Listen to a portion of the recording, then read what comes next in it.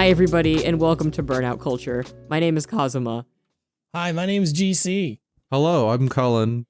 Okay, so, we're just starting it off fucking spicy today. Yep. The Sims collection came out, and I am astounded at how fucking hideous everything looks. This is not what I was promised. That is, and I'm telling you, The Sims 1 has always looked like that. It's just back in the This day. is not the 4K future I was told would be. No, again, back in the our day, the hubris. resolution just made things look kind of sort of pixely and blurry, so you didn't really notice all the imperfections on the objects and the textures. But now that we are in the glorious 1080p era, all those things are crisp and clear, and they look really weird. It's terrible. It looks awful. Kaz, you Yeah. gotta bump that resolution down. Yeah. How? I don't know. In the settings, just turn them down. You gotta do that. You gotta save yourself. You can't. Wait. Wow. No. Yeah, you can. I'm sure you're good. No.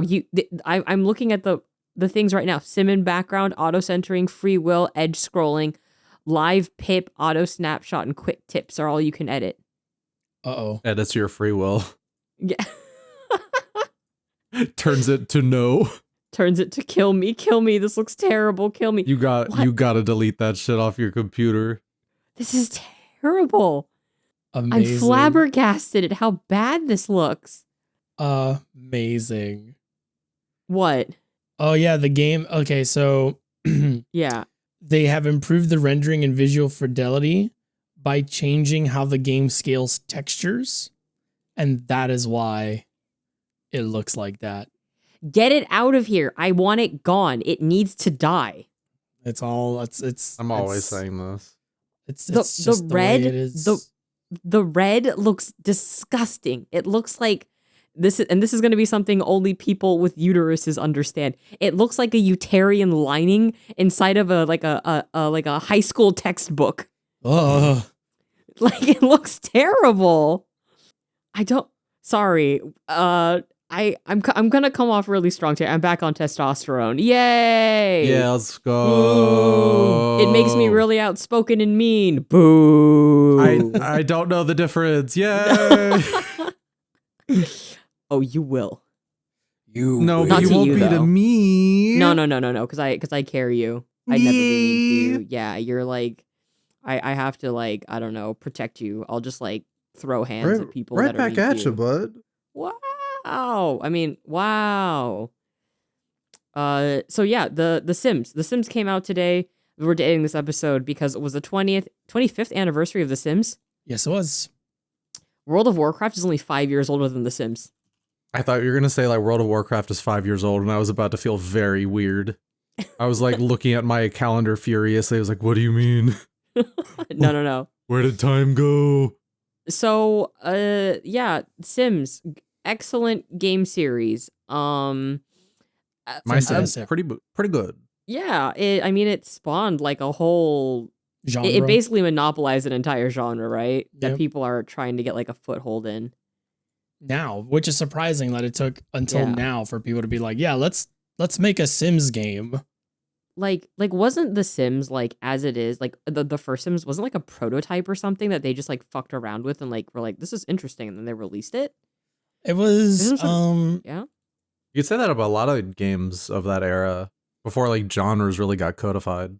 yeah, so it was, if I remember right, it was basically that, like they were just like, oh, let's like they were doing something, playing around with something for a different game, and they were like, we should just make this the game. Like, this should just be the game. And they did it. And there you go. And you got it. The Sims. And then Wow. they messed it up years later. It's so, yeah, with like The Sims 3 and The Sims 4 and shit, but like, Yeah. how could, this is terrible. This looks awful. It's just the nature. It's like when you go play, like, I don't know, like if you go play all of those old like simulation games from like that era, like if you play them now with like a 1080p resolution and like, you know, the textures are nice because they're not like at like a low resolution. Yeah, they all look like that. They look like crap. I just looked like need to crap. get a low resolution monitor like right now. Like I need a CRT because this is like physically hurting me, GC. You gotta Yeah. stop playing. This is like doing things. No, I can't. The jazz in the background, it's doing things to my brain as well. Good things, Okay. unlike the game. I often wonder what I wonder if there should be a word, or if there is a word for when you get nostalgic, but then like the Those nostalgia, expectations are shattered. like it's just crumbling before you, like your nostalgic feelings are being eroded in front of your eyes, and I feel like that's what's happening to you right now. Getting old. No, because you become more it's the nostalgic for hubris. things.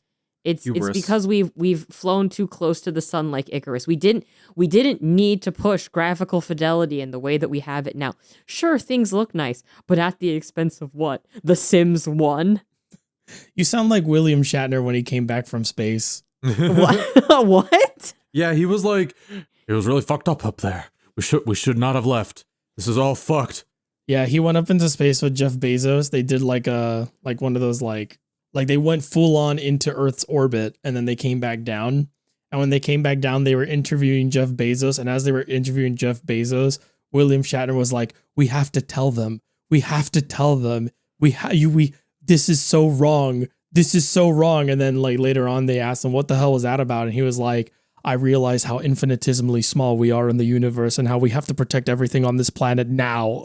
And he had like a huge fucking existential crisis by going into space.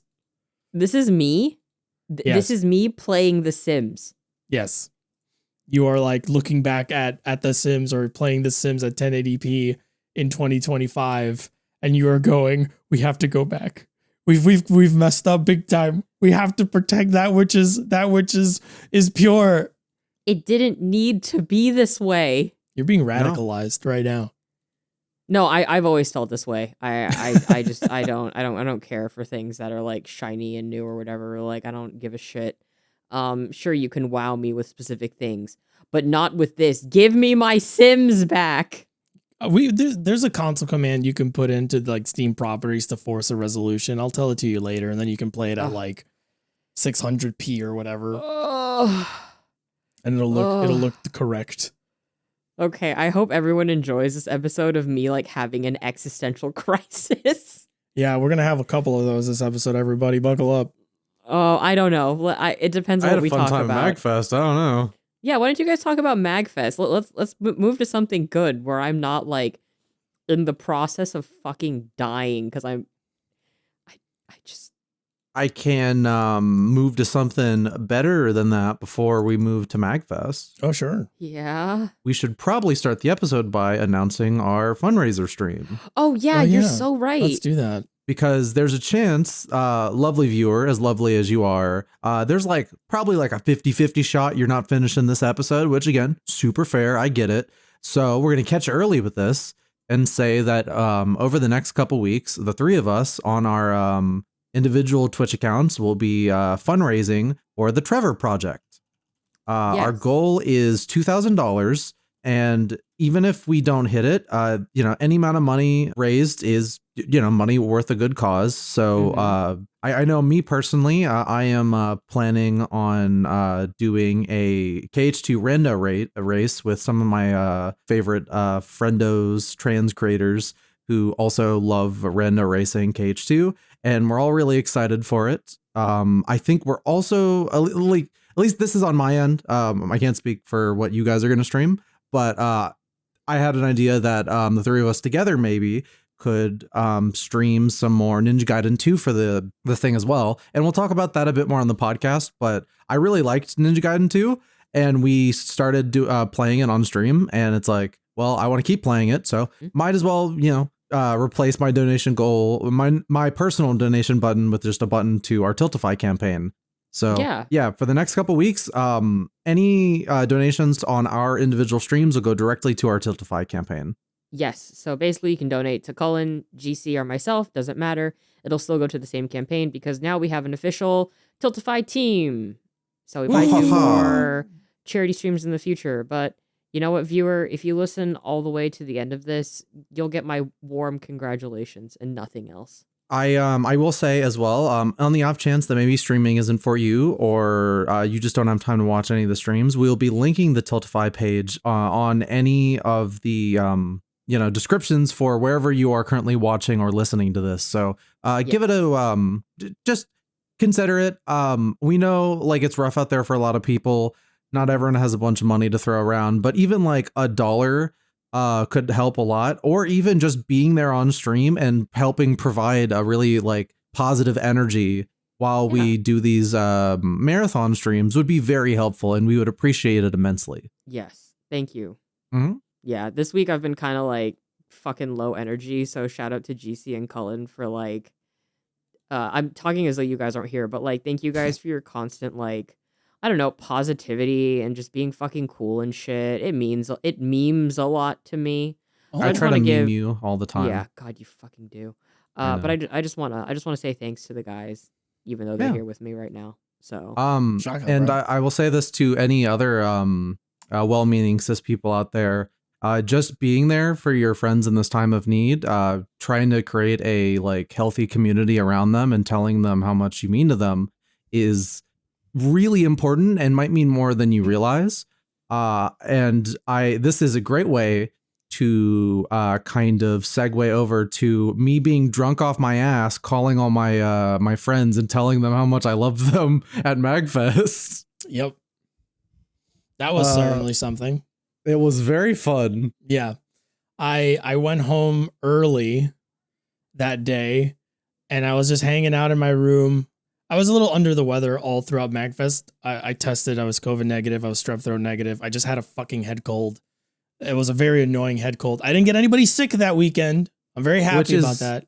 Surprising because there's a lot of con crud going around. Well, if you mask up like I did and you keep your hands to yourself and, you just remain conscious of the fact that you're germy, you don't get anybody sick. You're germa? You're germa, GC? I wish. That's why he masked up, to hide his germa. Yeah, to hide my germa. But yeah, no, MAGFest was really cool. Everything directly related to MAGFest for me this year was a little underwhelming. Everything adjacent to MAGFest was great. So like hanging out with my friends, going out to eat, walking around, doing stuff, like all of that was really, really fun.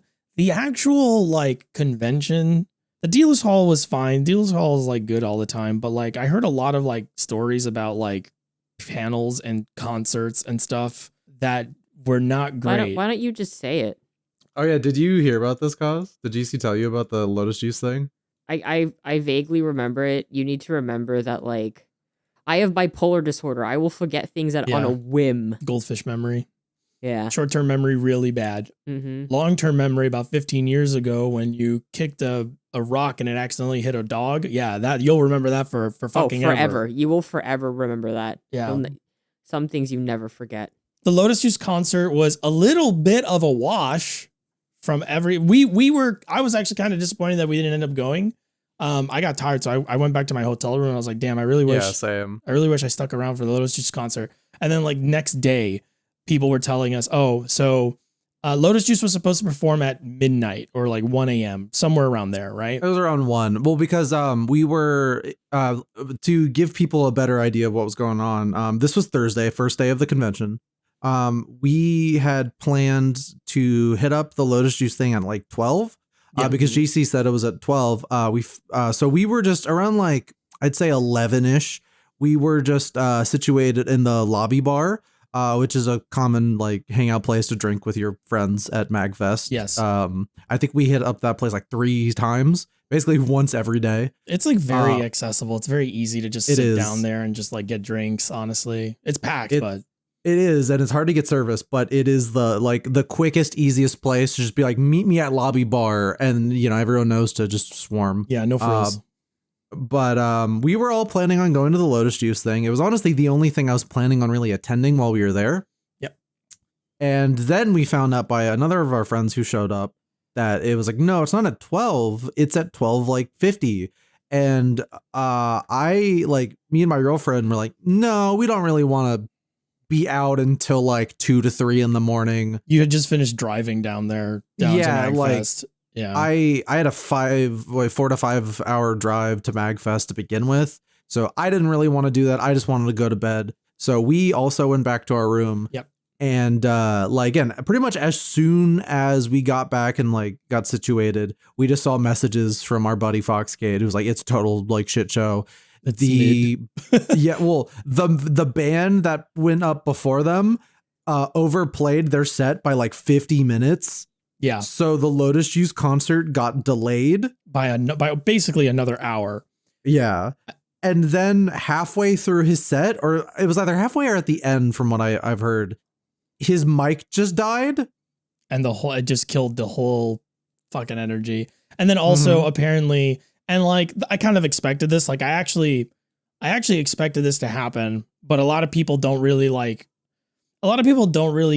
get that if you are an artist who who performed on certain video games like Lotus Juice has, you do not necessarily have permission to play those songs at a performance. So according to a couple people, I couldn't get it confirmed. But according to a couple people, he didn't do any of the stuff he's known for, which is the Persona music. He did his original stuff. And I actually was looking forward to listening to that stuff. I didn't end up going because I was up until like I woke up at like 6 a.m. to get to that place on that day or whatever. By the way, if your main event, don't do your main event on the first fucking night on a Thursday. No, it's such a bad idea. It should be Friday or Saturday, your most popular nights where everyone's going. Nothing happened those days. Yeah, and to be clear to everybody, Lotus Juice was the headliner for the convention. MAGFest is a music and gaming festival, but the music part is actually like a really huge part of the event. Like they have concerts round the clock. They have jam spaces everywhere. Like there's just musical performances everywhere at MAGFest. And like, yeah, like your main event should not be on the first fucking night in the middle of the week before the weekend. I think maybe Lotus Juice was like, I'll do it on Thursday. You know, like this is my schedule. This is what I'm open for. If you want me, this is the day you're gonna have to have me or whatever. But like, it was kind of bizarre to hear like, oh yeah, this band went over their time. The microphone cut out, because usually MAGFest is pretty good about like running, like their sound engineering department is actually from what I've seen, because I've been to more than a few MAGFests and I've been to actual concerts there and I've like watched a lot of performances there.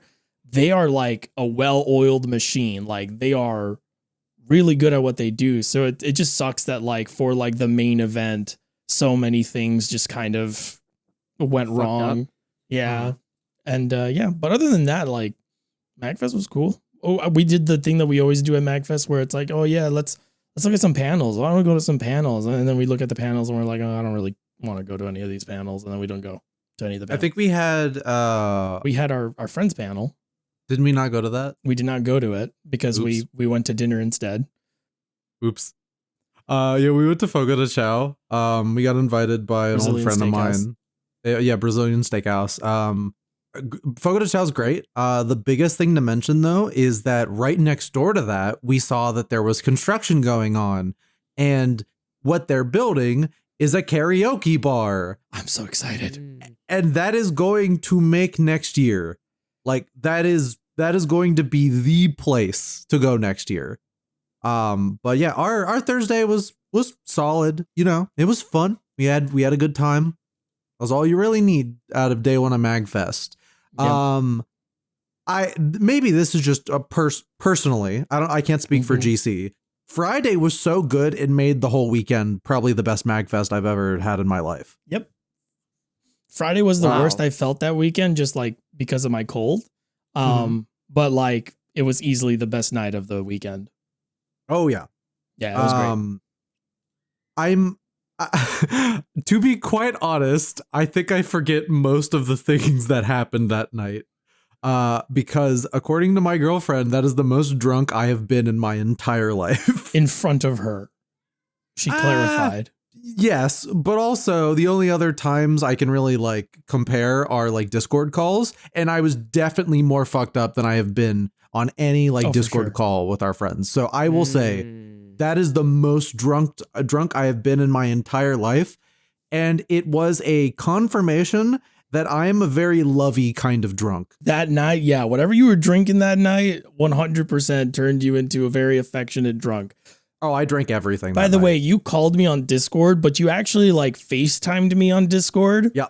And intentional. you didn't know at first that you were doing that. So I need to show you a screenshot I took of what I was staring at for maybe oh my god. Oh fuck, wait. What hold on.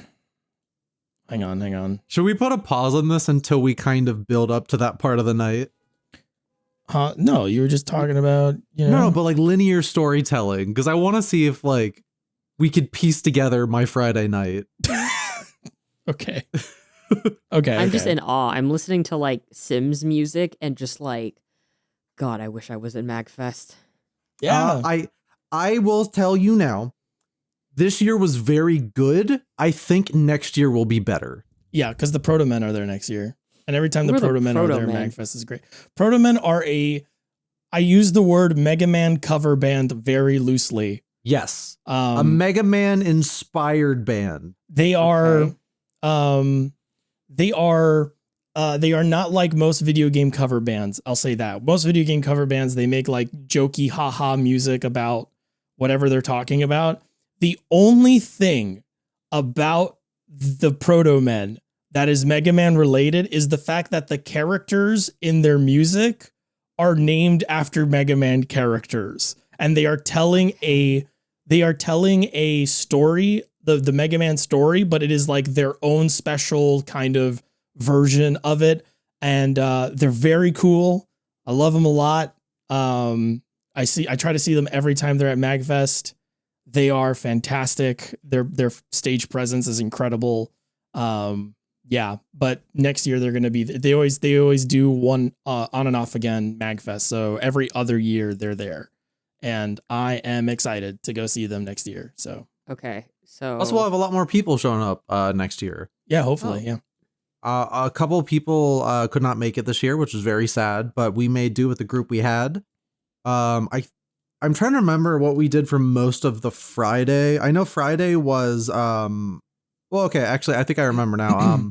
I couldn't really go into the convention itself until about like 5-ish, because my girlfriend and I did Metaphor cosplays for the Metaphor photo shoot. and you guys look really good. Oh, thank you. Looked incredible. I definitely tried. Kaz is the one who linked me the costume for that, which helped a lot.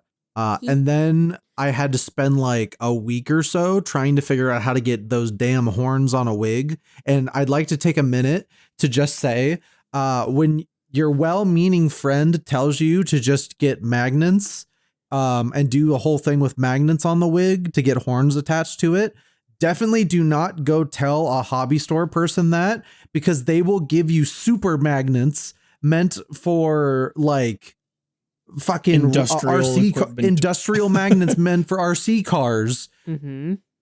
I had to witness the horror of the magnets rip themselves out of glue to like when touching other magnetic surfaces, or like the other industrial magnets that I got with them.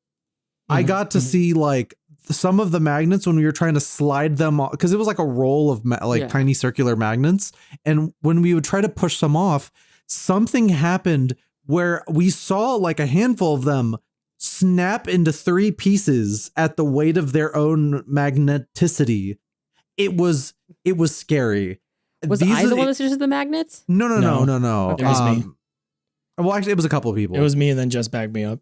Yep. See, what I would have done is I would have gotten a plastic headband and glued your horns to the plastic headband. So what I ended up doing is I got a bunch of like bobby pins, like the black hairpins, and I just glued the horns to that, and I clipped it on, and it worked. It worked really well.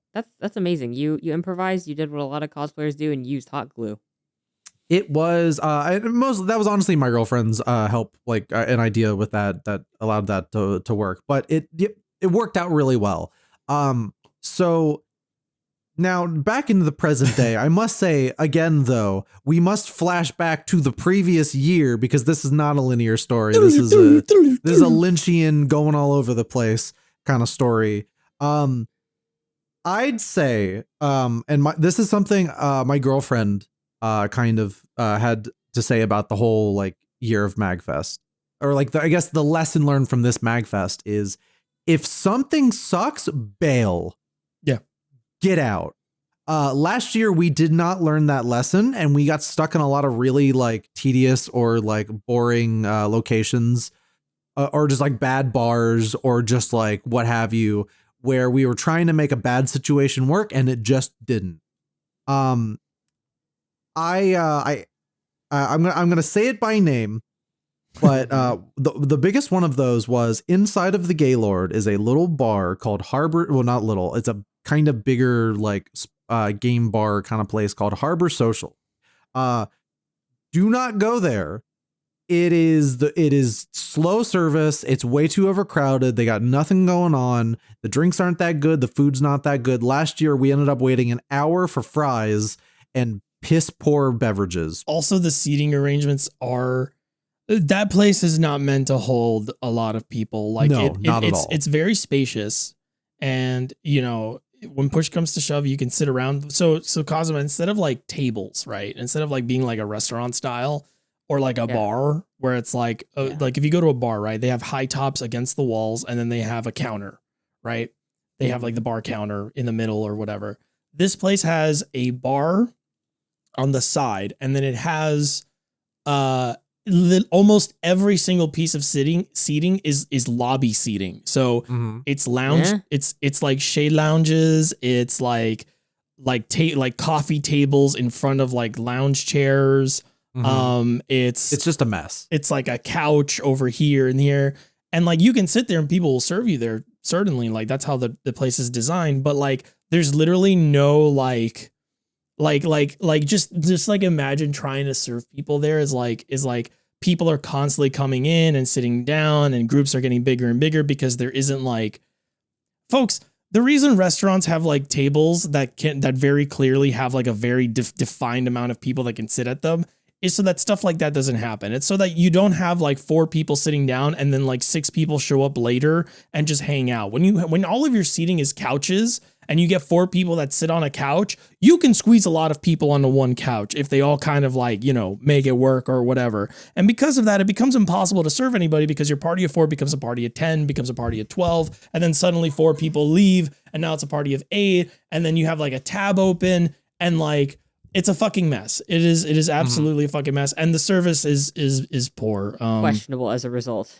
Yes. But also like some of the people working there were very clearly like not ready for the clientele, which is crazy because MAGFest has been going on for like so long at this area. Yeah, and I've worked in the food service industry for a long time. My family has, like, I'm literally like I know food service front and back on all levels of running that business, and like when your servers are like rolling their eyes or like looking at people, waving them down, politely waving them down, mind you, and just completely ignoring them and not being like, yeah, I'll be right there, or like, you know, giving them like a gesture to be like, I acknowledge that I have looked at you and you have asked me to come over there. That's a problem. But like that's like, I'm sorry, y'all up north in New England, like y'all ain't got no manners. Oh. Need some Southern hospitality. Anyway, so yeah, Harbor Social was a fucking wash. But and also like okay, so I don't want to say this place has like bad vibes.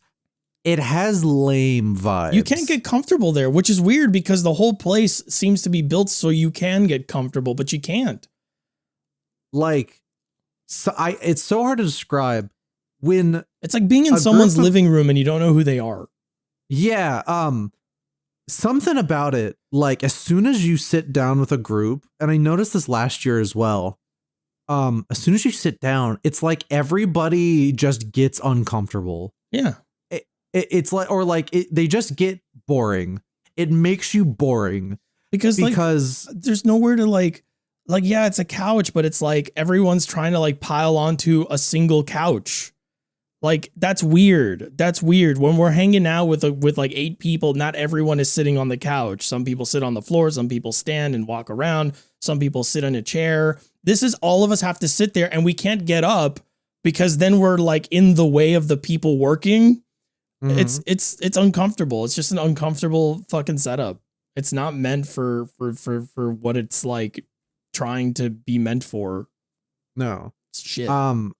So we were like, we went back there because like we didn't have anything else to do to kill time until like our photo shoot. So we were just like, we hit up our friend like Sylphie and we were like, yo, what are you guys doing? And she was like, oh, we're at Harbor Social right now. And we're like, oh, well, you know what? It's better than doing nothing. Let's just go. So we get there and it turns out that only one person there really got anything and they had just like paid their tab. And like, I was seeing us like the awkward small talk from the previous year kind of start to happen again. And I just like, I made the executive decision to just be like, hey guys, what if we just left? Yeah. What if we just got out? One of our other friends there, Space Lion, recommended a bar that was on like the floor up called, I think it was called like Old Hickory. And we were like, sure, fuck it. Let's just go. Let's go to Old Hickory. Let's just see what it is. Cause I think he got it recommended by our other friend, Foxcade. And so we all just go up there.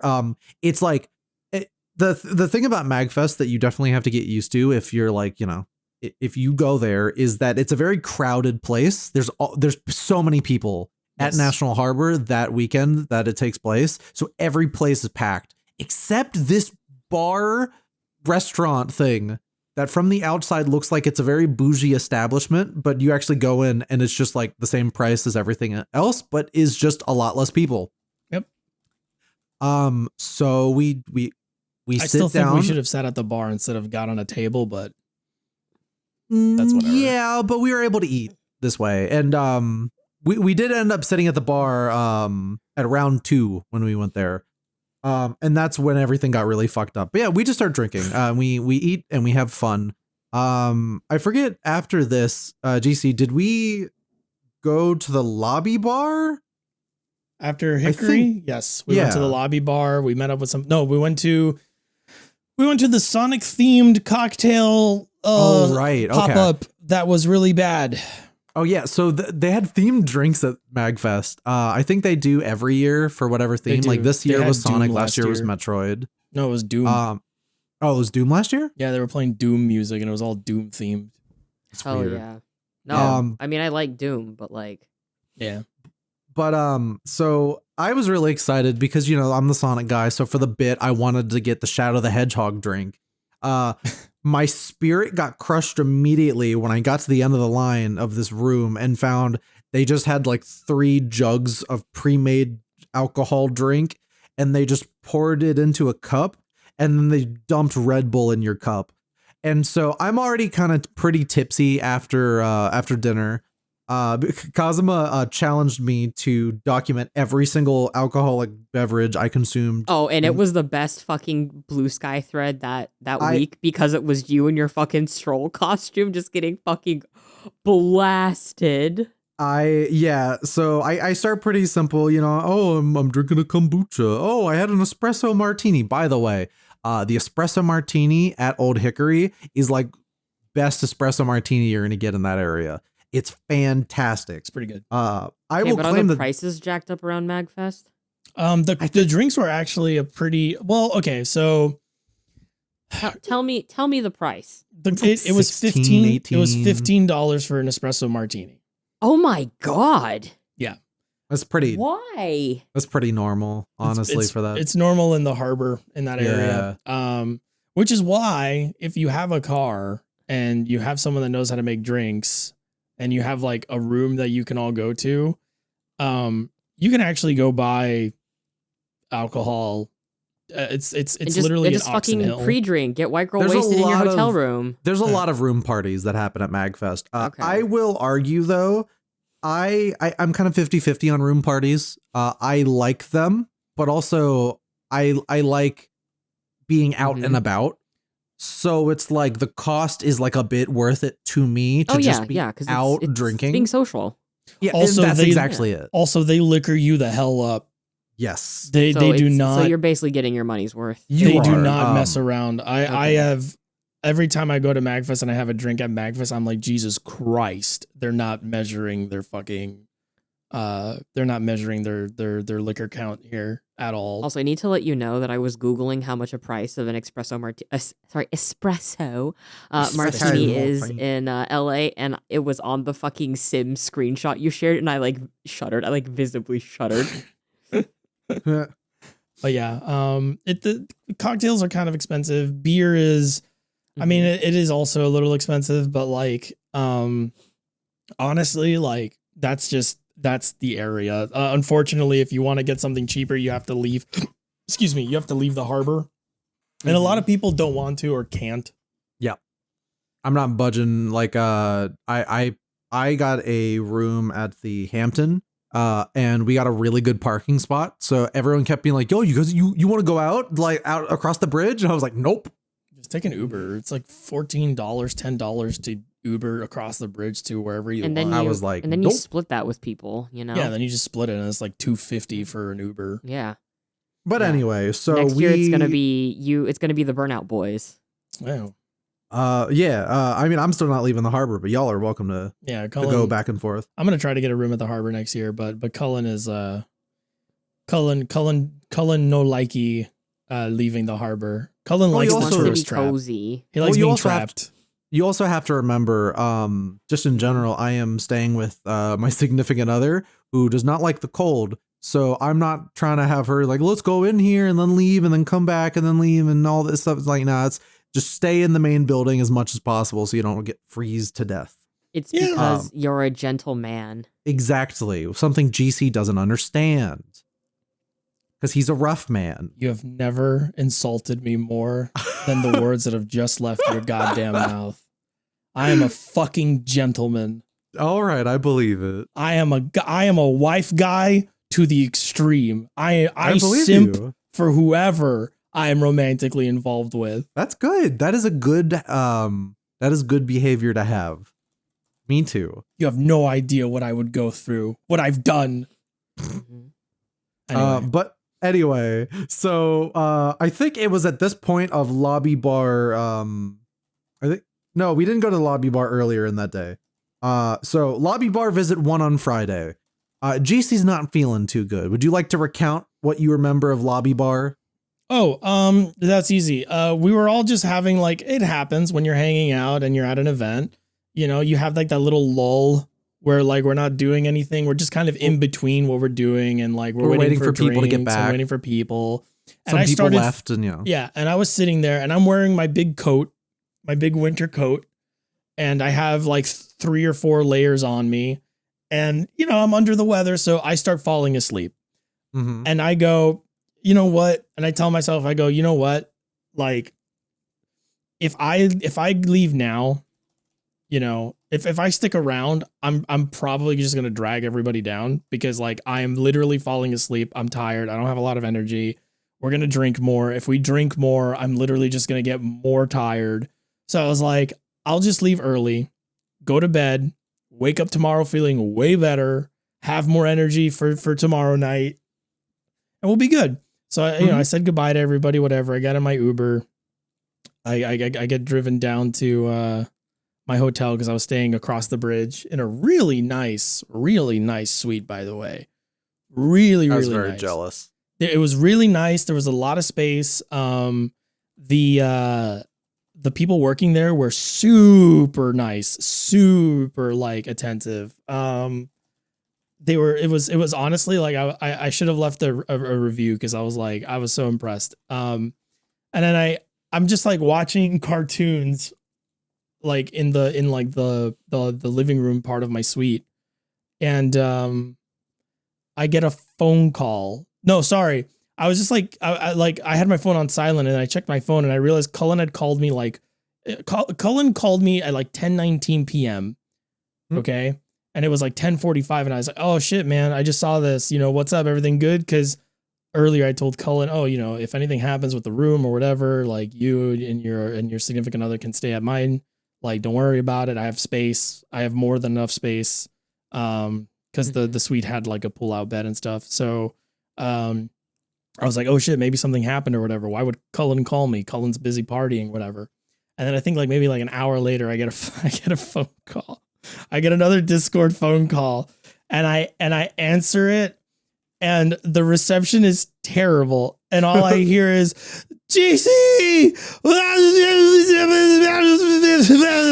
And I was like, what? What did you say? And then you FaceTimed me, okay? Mm-hmm.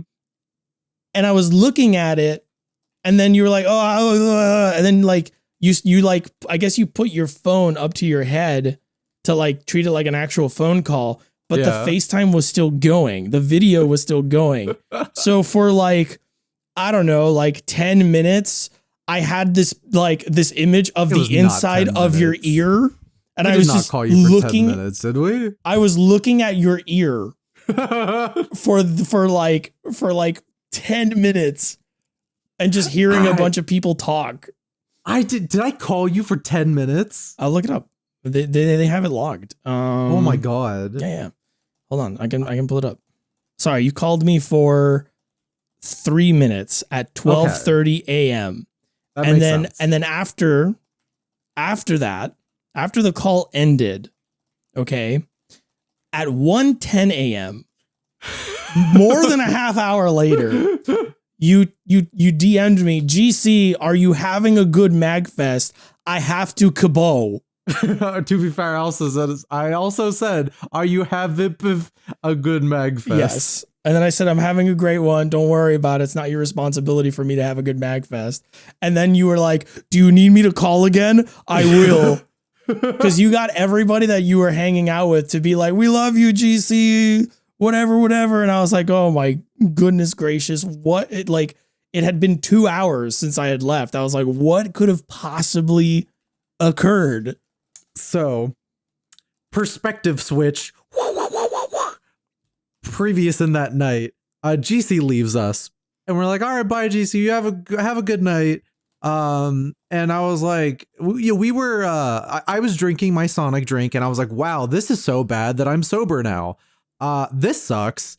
And we were like, yeah. And I think we order, we order I think Gin Ricky.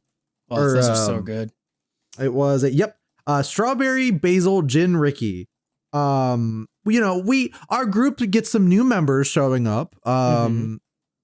People go in and out, and I do gotta say though, at that entire thing, we got close to like a lot of really cool people. Mr. Cheese GX and Space Lion are like probably the big ones that we kind of like got to learn a lot more about over the night of drinking. And so I think like at this point I drink my Gin Ricky and I'm like, hey guys, my girlfriend's at the hotel room. Let's go get her and then let's hang out a bit more before the metaphor shoot. And they're like, yeah, for sure, dude. Because like by this point, my whole group, while we were waiting for our drink, took some edibles and, nothing crazy, but just like, have a good time kind of thing. But we were like, we were basically we were in a great mood. We drank a good amount. We were all having fun. We picked up my girlfriend and then we were like, well, we've got, according to my posts, we've got an hour before the shoot. Hey guys, what if we just went back to Old Hickory? And they were like, yeah, let's just go back to Old Hickory. So I go there and I get another espresso martini and it's really good. It was even better than the one we got when we sat down. And then I got a third espresso martini. So I just want to be clear here. You were drunk, caffeinated, and high. Yes. Jesus. Why were you crossfaded? It was a different level of crossfaded. This was incredible. And by the way, Kazuma, it was because it was Friday. Oh. Yeah. Also. Oh my God, that's your ear. Yeah. Yeah, it's my ear. That's what I was looking at for 3 minutes. Well, for like 2.5 minutes, but yeah. So at some point, before I call GC, I'm drinking the third espresso martini. I'm making new bonds. I'm really getting to know people, like, on a like heart to heart level. We have like, I think like 9 people in our group, and we've kind of like broken up at this bar from like groups of 3s, and everyone's having a great time. They're all talking to each other. And in my mind, I'm going like, this is literally the only thing I could ever want. Being with a group of people who are all having a wonderful MAGFest. If you don't know this about me, I don't know if I'd call myself a bit of like a group dad of sorts, but like in a social situation, I want to kind of not take control, but I want to make sure everyone's kind of included and having a good time, because there's been so many of these events that I've gone to where I've just had the shittiest time and no one's cared. So it's given me a bit of a complex about it. And it's exemplified even more when I'm like, I get under the influence. And obviously, guys, we have to let you know, drink responsibly. The only reason I kind of let myself go crazy at MAGFest is because I'm usually the designated driver. And, you know, it's at you're all at National Harbor. There's no chance for you to get behind the wheel of a car. It's a pretty, like, you know, as long as you stay smart, it is a safe environment. Also, if at any point Cullen felt like he was going to like go over the edge, Cullen would just stop drinking. Oh, and I absolutely did, because at Espresso Martini 3, the final drink of the night, I start getting up and I start hugging people at the bar in our group, of course. And I start like, you know, it's a great merry time. And then I try to finish my drink, and it definitely just spills all over the stroll outfit. And I topple off the like chair a little bit, and I'm just like, I'm good. I'm done. That is a sign. That is enough. Yeah. But that just means that for the rest of the night, in the process of becoming sober again, all I have are my whimsy and my love of my fellow man. So I'm just the most like lovable guy ever. I'm like talkative. I'm complimenting everyone. I'm like saying like, that's a really good cosplay to people who like worked hard on their cosplay that we passed by. Just being a nice guy. I call GC. I call one of our other friends, Jess. I'm just like, until I knock the fuck out, I'm just like in maximum love mode. I think at several points of the night, I kept going. Like I was like, because I also get loud. I remember like talking to like asking my girlfriend or other my friends, I'm like, guys, am I being embarrassing? You have to tell me right now if I'm being embarrassing. You got to tell me if I'm embarrassing you, or else it's entrapment. Yeah, or you have to tell me if I'm embarrassing myself or making you all feel cringe. And they were all like, no, don't even worry about it, bro. No, it's fine. You're okay. I was like, we're great. And it's just like, oh, now, granted, the next day I felt it. How I bad, felt it though? really How bad. It was bad. And that was the day you were meeting with like family in the morning. Yeah. Oh, God, yeah. So another thing is my dad lives in Northern Virginia, and MAGFest is in that like DC, Maryland like area. So what we do is I pretty much only get to see my dad once a year, and it's at MAG because they drive down for lunch. And we do lunch, and then me and my girlfriend go back to the con. I was basically like a nonverbal husk this entire lunch that we had, just hungover out of my mind. It was so funny. I felt bad, but like also another mistake we made is when we went to the to dinner before the night of drinking happened, we really only got a couple shareables. We didn't eat a lot. We did not eat a lot. Yeah. So triple faded. I'm like hungry, all this stuff, a recipe for disaster. But it was a great night. Yeah. The next night was good. We had I'd say good night. I gave you the secret to recuperating from a hangover, which was just drink electrolytes. Mm-hmm. And that honestly, that worked. Yeah. And then we went to a so-so Indian place. My every bone in my body wanted to jump over the counter and start directing people to like. Would you like to explain kind of that whole situation? Oh my fucking God. Me just sitting here nodding. Wow. Convention. Before GC gets into this, I just got to say, to kind of go into the whole like, or call back to the whole thing about just like, the world's in a pretty rough state right now. Yeah. So to go to this convention that is like arguably the biggest convention of mostly just LGBT people, probably on the whole East Coast. Yeah. It's super like it is one of the gayest cons you can go to, I'd say. Oh yeah. It's just, and everyone's just having such a good time, and they're able to just like, again, that's community right there. Yep. It was like my heart like thawed a little bit. I was very happy to see MAGFest continuing to assert and promote gender neutral bathrooms. That was nice. Mm-hmm. Oh hell yeah. Also, like and Kaz, you'll love this. Among like the community there, they make these ribbons that you put on your badge that are for all various different kinds of things. Oh yeah, like, that actually started in California. Oh, yeah. I totally believe it, but it's really big at MAGFest. Oh and, yeah, like, no, you have not seen an Anime LA ribbon. Like people bring their ribbons from like the start of that convention. Oh yeah, oh yeah, yeah. This year there were people that had like robes of ribbons. My I roommates love that did. for them. I have I have a big top burger ribbon on my badge from ALA last year, and it was the Hello Mrs. Clown. May I have a bowl of soup? My roommates were the ones who and if you've been to MAGFest, maybe you'll recognize this ribbon. They had the Who Up Gay and They Lord ribbon. Because you know, I it's need the gay that. Lord. I need one. I will see if they have any extras, and I will try to get one for you when you come up to MAGFest next year. Please God. It is Who Up Gay and Thy Lord is like something that I would have as like a it decal. is so like the energy at MAGFest is so beautiful. And that's the thing where it's like, even if you go and have a bad or lame MAGFest, it is indisputable that the vibes of MAGFest are just so beautiful. They're very strong. It's so like, there's a very strong sense of community and solidarity at MAGFest. It's kind of nice.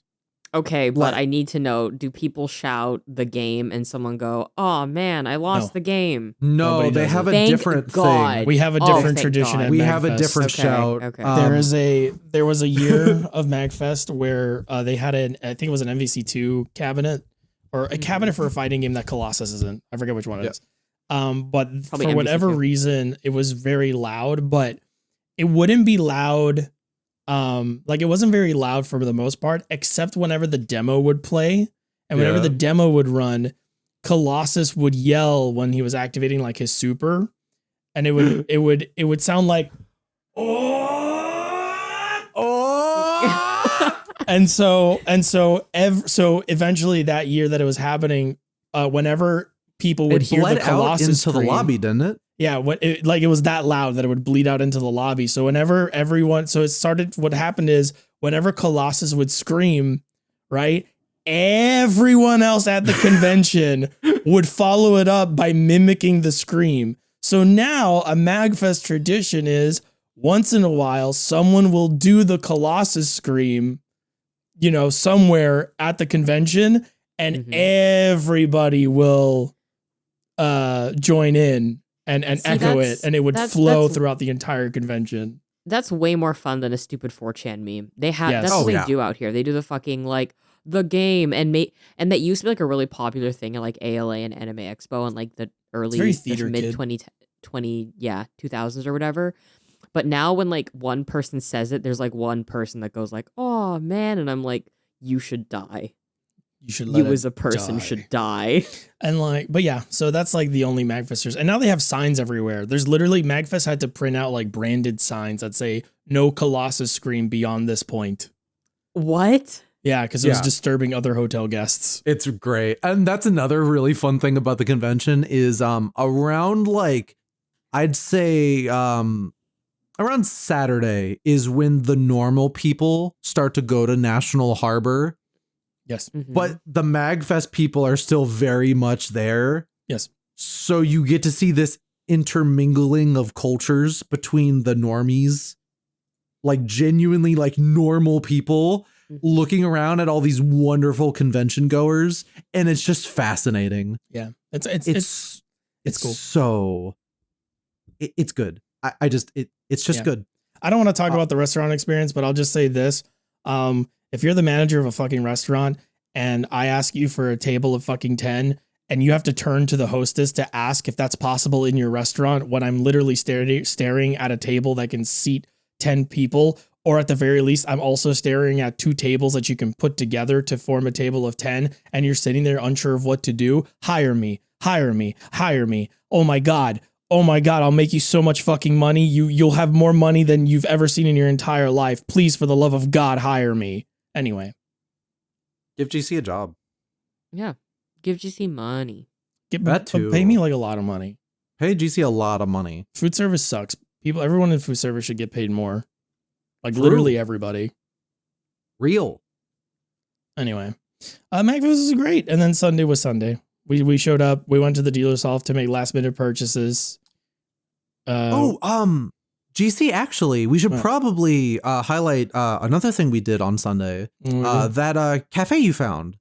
Oh, yes. I found a Black-owned bookstore that only sells books by Black authors, that sells coffee, Black-owned coffee as well.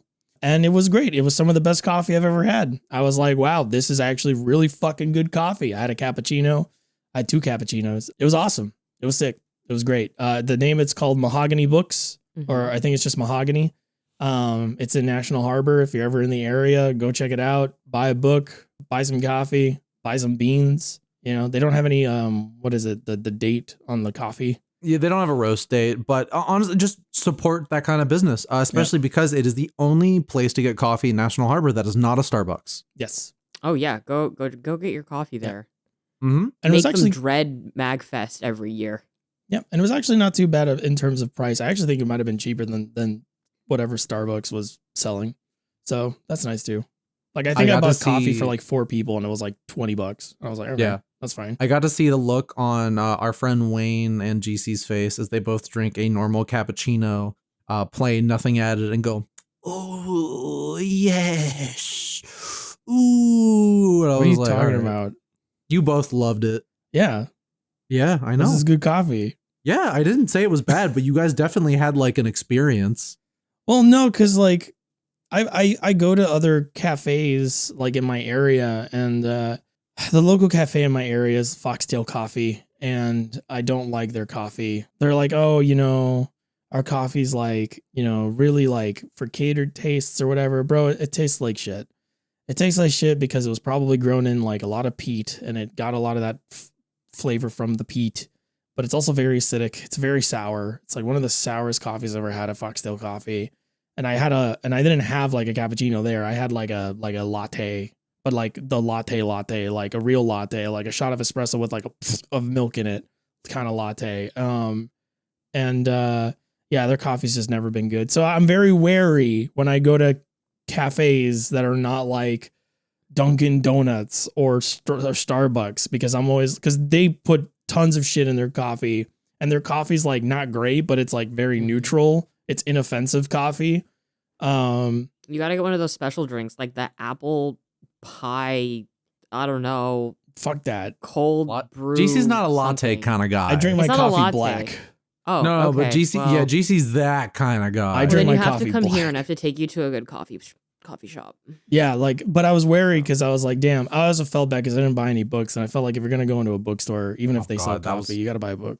GC was like, guys, we gotta go back. I gotta go buy a book. And I was like, what do you mean? He was like, I've got to go buy a book. We did it wrong, guys. I want. They're a bookstore. We didn't. And I was like, okay, go buy a book. And he was like, I don't know what to buy. I just feel bad because, like, you know, like very clearly it's a store with like a fucking like goal, and like they're trying to like, you know, like spread awareness and visibility to marginalized people. And then I feel like an asshole because I'm like a white guy that walked into the store not knowing that's what it was until I got there. And then I walk up and I'm like, can I get some coffee? And then I asked for a cold brew, and they didn't have the stuff for the cold brew. And I was like, oh, then what do you got? And then they were like, oh, we got this, I got that. I was like, you know what, let me get one of these. But I felt like a dick. I felt like an asshole. I felt like I should have bought a book and supported the business more than just buying the coffee. But then I brought business, so you know, I felt a little better. I was like, okay. See, I had to remind him. I'll bring my friends. That, well, first of all, like half the place is a coffee shop. Half of it is a bookstore. They have a counter with a coffee machine on it. Come on. No, it's a big counter. Don't even get me started. You should definitely go there and you should buy books. I'm pretty sure that the reason that they made it a coffee shop is just the harsh reality that National Harbor is a tourist location that tourists go to primarily, and not a lot of them are going to be buying books. So it was a pretty smart idea to open like up a section of it to just sell coffee to people because everybody wants coffee. In buying coffee at this place, you are still supporting this business. Granted, there are ways you could support more, of course, but I don't think it was wrong of you to buy coffee at this place that was pretty outwardly trying to still sell coffee to people. Yeah. You're just going to have to buy 2 books next year. I'll have to I'll add another book every time I go without buying a book. It's like, well, now it's 3 books, idiot. Yep. Way to go. But yeah, no, I honestly, like, all in all, MAGFest continues to be a fun time. I went by myself this year. I know I was meeting up with you and stuff, but like, this is the first year that I was like staying full on by myself, and I had a lot of downtime to myself, because usually downtime you have to share it with whoever you're rooming with, right? And this year I didn't have that, and it was really nice. Sharing rooms with people isn't a problem for me. Like, I'm okay with that. I come from a family, like, I grew up where it was like 9-10 people living in my house at any given time in a very small space. So I was like, whatever. So like, I'm cool with that stuff. But like, being on my own was actually like really cool. I would wake up in the morning, because we wouldn't meet up like right away. So like, no, I'd wake up, I'd tell you, oh, I'm on my way to the convention. You're like, oh, I'm doing this, I'm doing that, but I'll be ready and like, whatever, we can hang out later. I was like, oh, okay, whatever. And I was like, yeah, I was going to go get lunch by myself anyway, or whatever. And then I would go get lunch. And I remember Friday morning. It was either Friday or Saturday morning. It was Friday morning. Because Saturday morning I went to Potbelly's and I didn't have that same experience. But Friday morning I woke up. Potbelly's? Oh God, Potbelly. It's a sandwich, good sandwich that's shop. Really good. We'll take you to. Cause do you like lobster? Yes, but I can rarely have it because I am a poor man. Okay. Oh, well then that's no issue. Okay, so Kazuma, next year, right? Mm-hmm. I'm going to take you with Shibuya and I to try this place called Mason's Lobster Roll. So good. It is. Well, you're not allowed to have it because you have an allergy. So good. Yeah. Last year when I took, because I think it was the year before where Shibuya and I went to it, and we started a tradition, and then the year after where GC went and met up with us, and he had to watch Shibuya and I eat this lobster roll, and you could tell he looked like he wanted to die or risk it all for the death of eating lobster roll.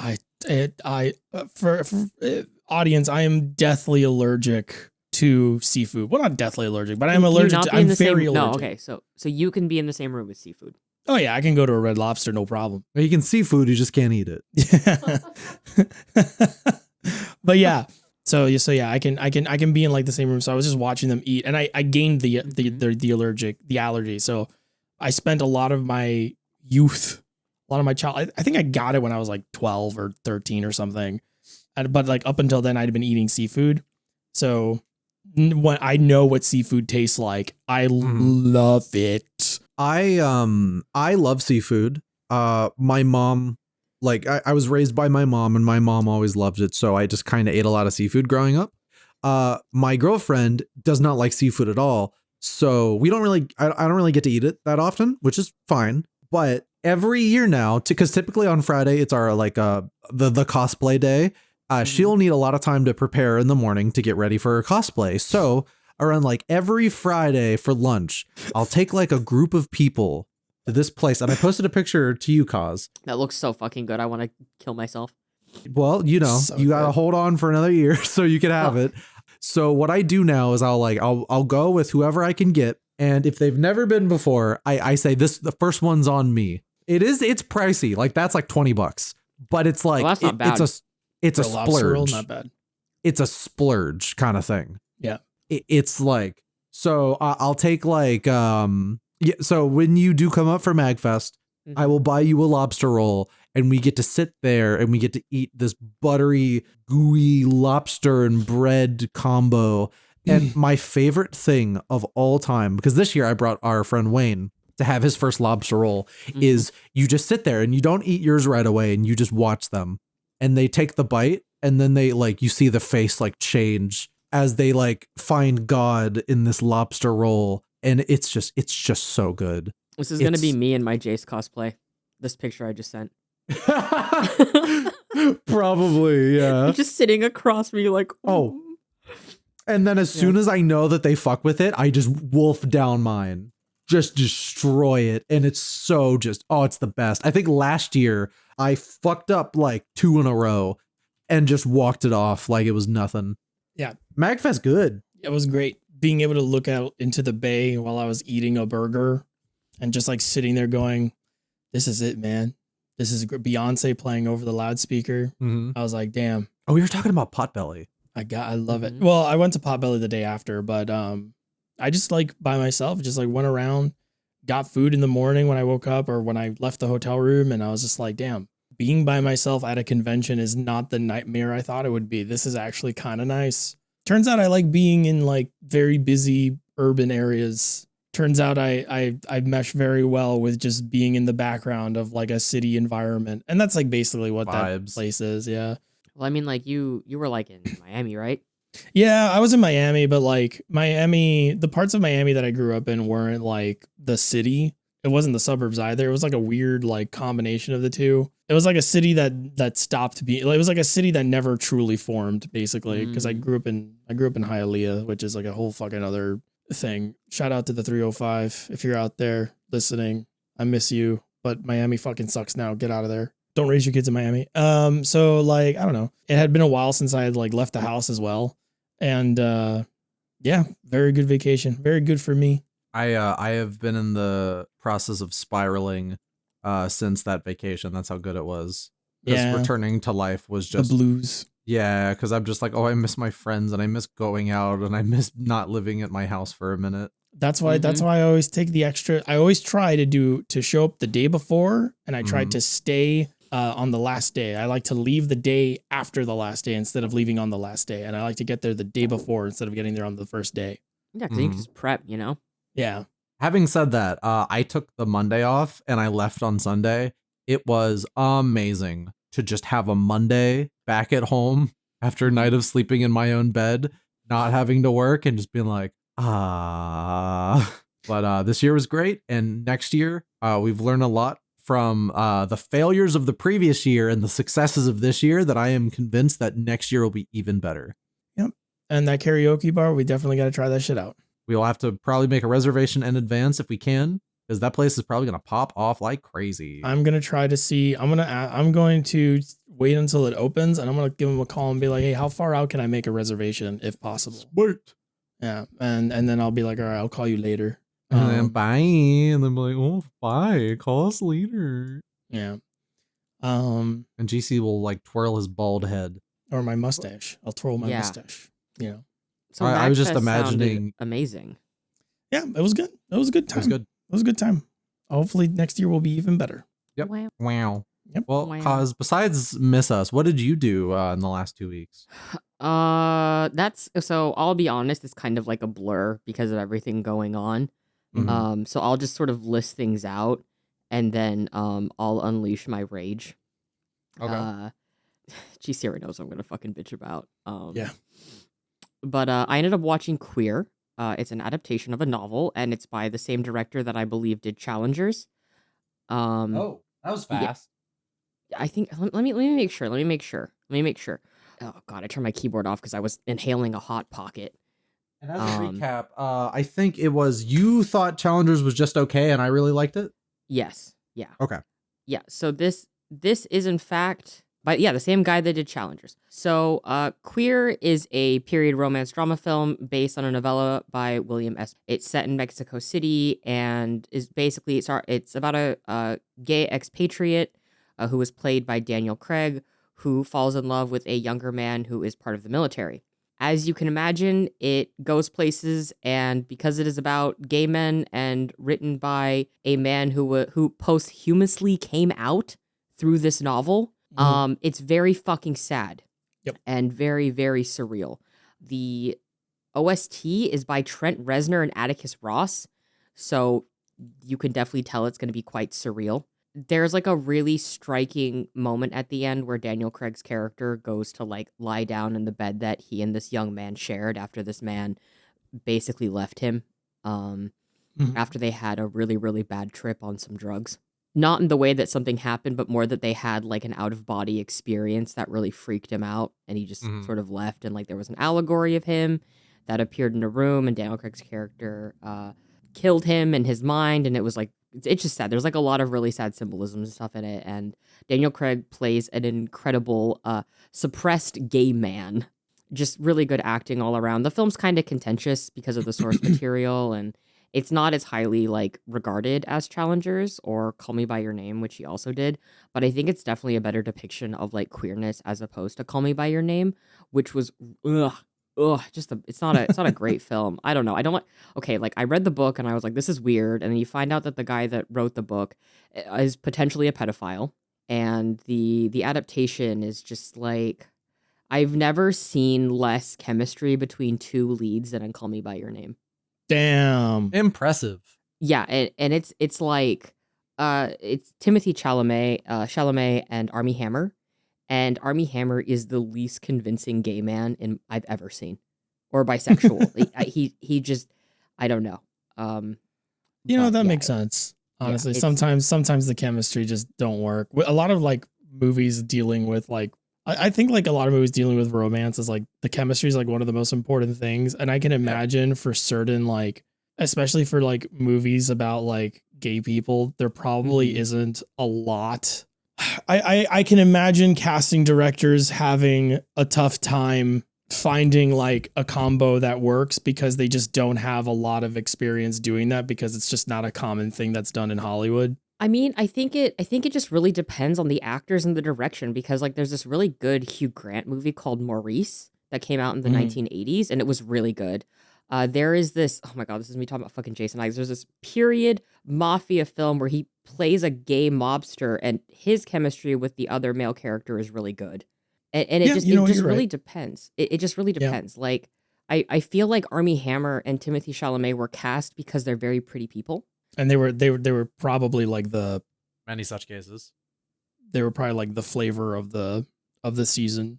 Well, if you just look at them side by side, they're an appealing couple to people because of the way they look. And Chalamet being so young, and Armie Hammer looking like, very much like Robert Redford, like era, actor, right?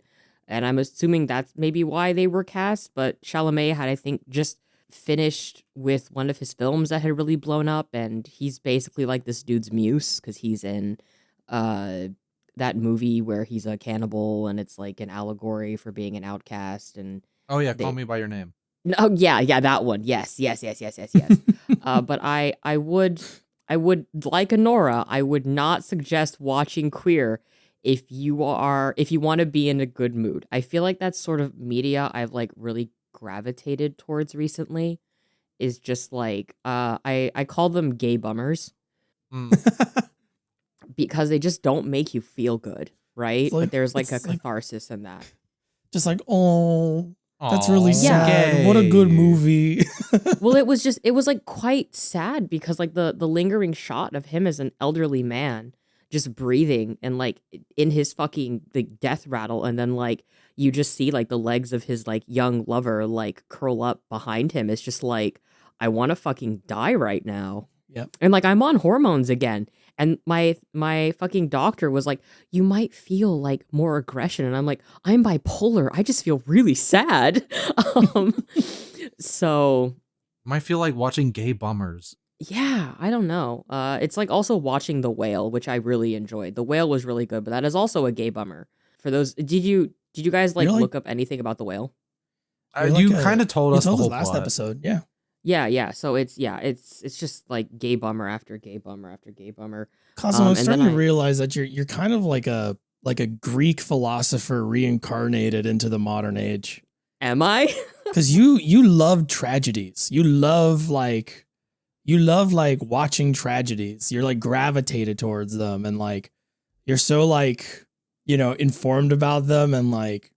Yeah. You're a very wise person. We were talking about Lords of Shadow earlier today, and I got the same vibe, and I wanted to mention it as well, where I was like, oh God, yeah. Because that whole like the whole story of the Belmonts and that is a tragedy. Yeah. Oh my God, I can't talk about Lords of Shadow again. Ugh. I straight up think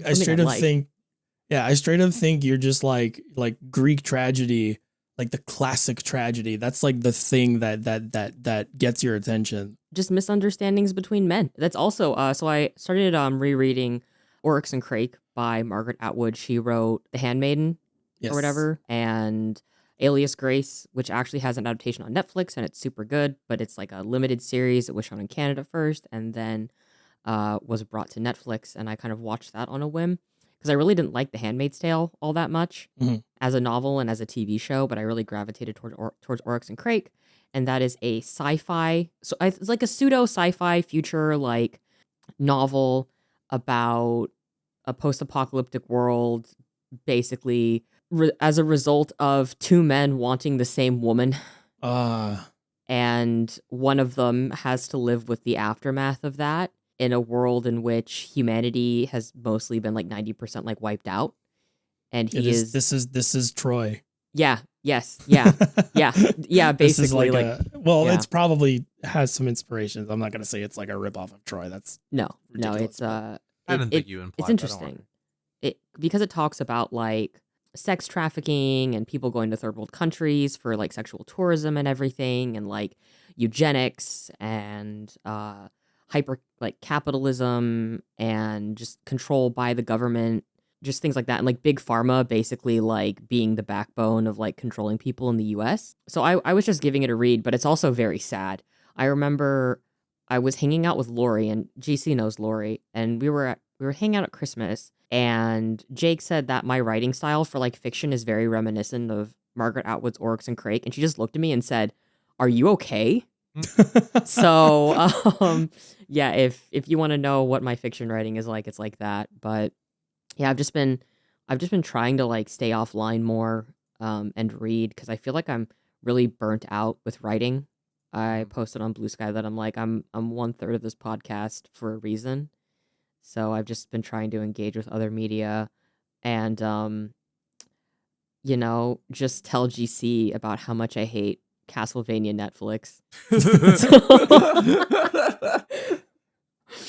Bro, I just okay, if you haven't watched Castlevania Netflix, I'm gonna say something, right? Okay, that's me. It's weird, if I had a nickel for every time they repurposed a character in Netflix Castlevania to be black to give them a background of being a slave, I would have 2 nickels, and that's kind of fucking weird. That's too many. Every character they've reimagined as being black has had a story centered in being a slave. Yeah. And I think that's something to be examined. Most people don't talk about it because I feel like the show gets off on being like, one, it was a new piece of Castlevania like media after Lords of Shadow 2, which had more or less killed the series, even though I learned that Mercury Steam was only contracted to do 3 games. So even if the series had done well, they potentially wouldn't have come back for Lords of Shadow 3. And the animation is really nice, right? Like every couple of episodes, it's like really beautiful. The fights are amazing, but the writing is extremely juvenile. It's basically sex for the sake of sex to be seen as adult animation. We live in the shadow of Game of Thrones, and Castlevania is very reminiscent of that. This is going to be like a slight trigger warning. There is a moment... And spoiler, I guess. Yeah, and a spoiler. Basically, everyone was really, really hoping that Alucard would be, canonically bisexual, because fans really enjoy shipping him with Sypha and Trevor as like a throuple or whatever. Well, they did make him bisexual, and he does have sex in a threesome with a man and a woman, and then they torture him and rape him. Oh. Yeah. That's fucked up. And I feel like that is sort of the antithesis of the series. Anyone that's played Symphony of the Night can tell you that, where like Alucard retaining his humanity and like sympathy for humans and believing that they can do better is like a core aspect of his character, even though like humans killed his mother and burned her at the stake for being in love with Dracula. Literally his final speech to Dracula at the end of Symphony of the Night is like, no, we have to like look forward to like a better tomorrow, and not all humans are evil or whatever. Just like, that's like a brief summary of it, right? But at the end of that Castlevania season, Alucard kills both of those humans and then mounts their heads on spikes and is crying in his castle alone. That's sad. That is sad. So it's just like I don't know why they did this. I think if they actually adapted Lords of Shadow, it would be more tonally consistent with what they want, because Lords of Shadow was like made during the Xbox 360 era. GC saw some of the character designs, and it's very much just like Western studio takes Japanese property, makes really ugly enemies for the sake of them being ugly. A really great example of this in a more modern context is Lords of the Fallen, not the remake, but the original Lords of the Fallen. Very similar character designs there, where it's just like very uninspired, very just like they're ugly demons, rah, and they're not very like visually intriguing or anything like that.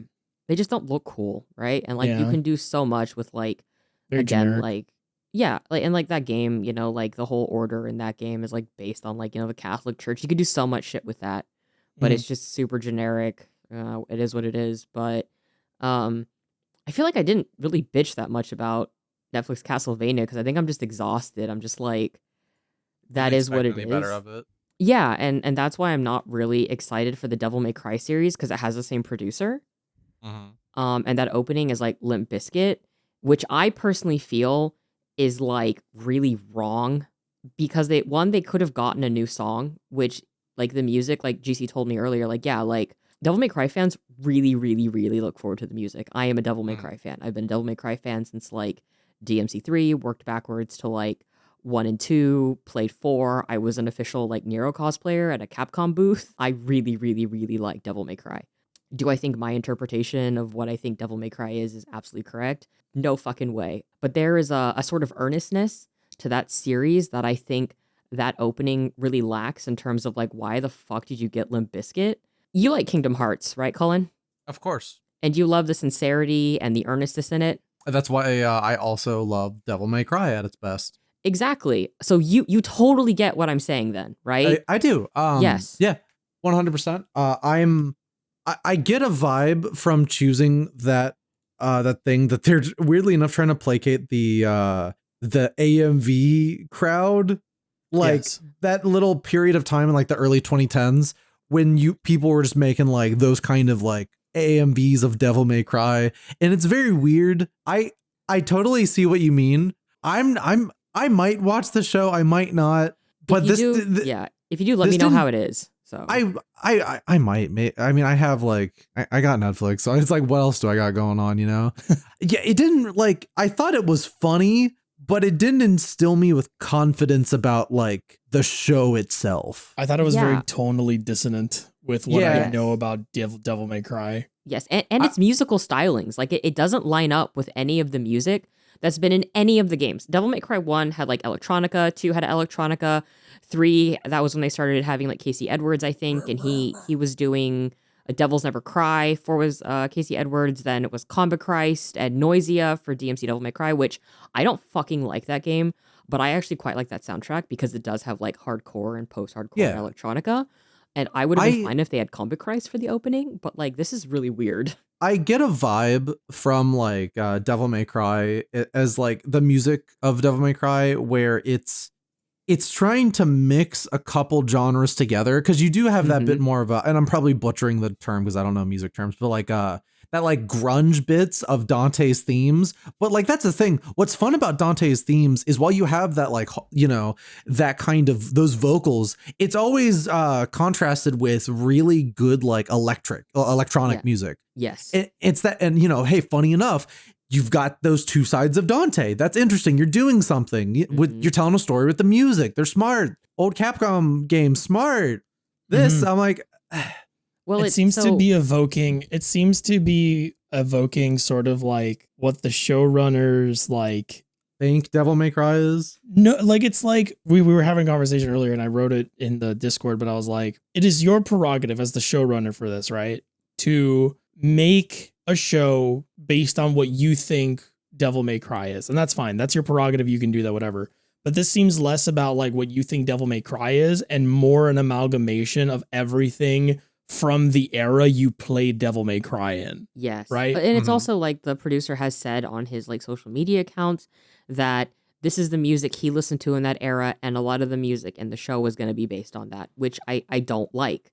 Like, that doesn't add anything. That doesn't mean it's Devil May Cry, right? But then that also like makes me think about the direction Netflix Castlevania took and how juvenile it actually was and how gross it was, and just that it's not even like interesting and subversive in terms of its storytelling. And I don't have a lot of hope for the Devil May Cry series because It's like I saw like people on Blue Sky being like, "Oh, this is perfect because it's corny."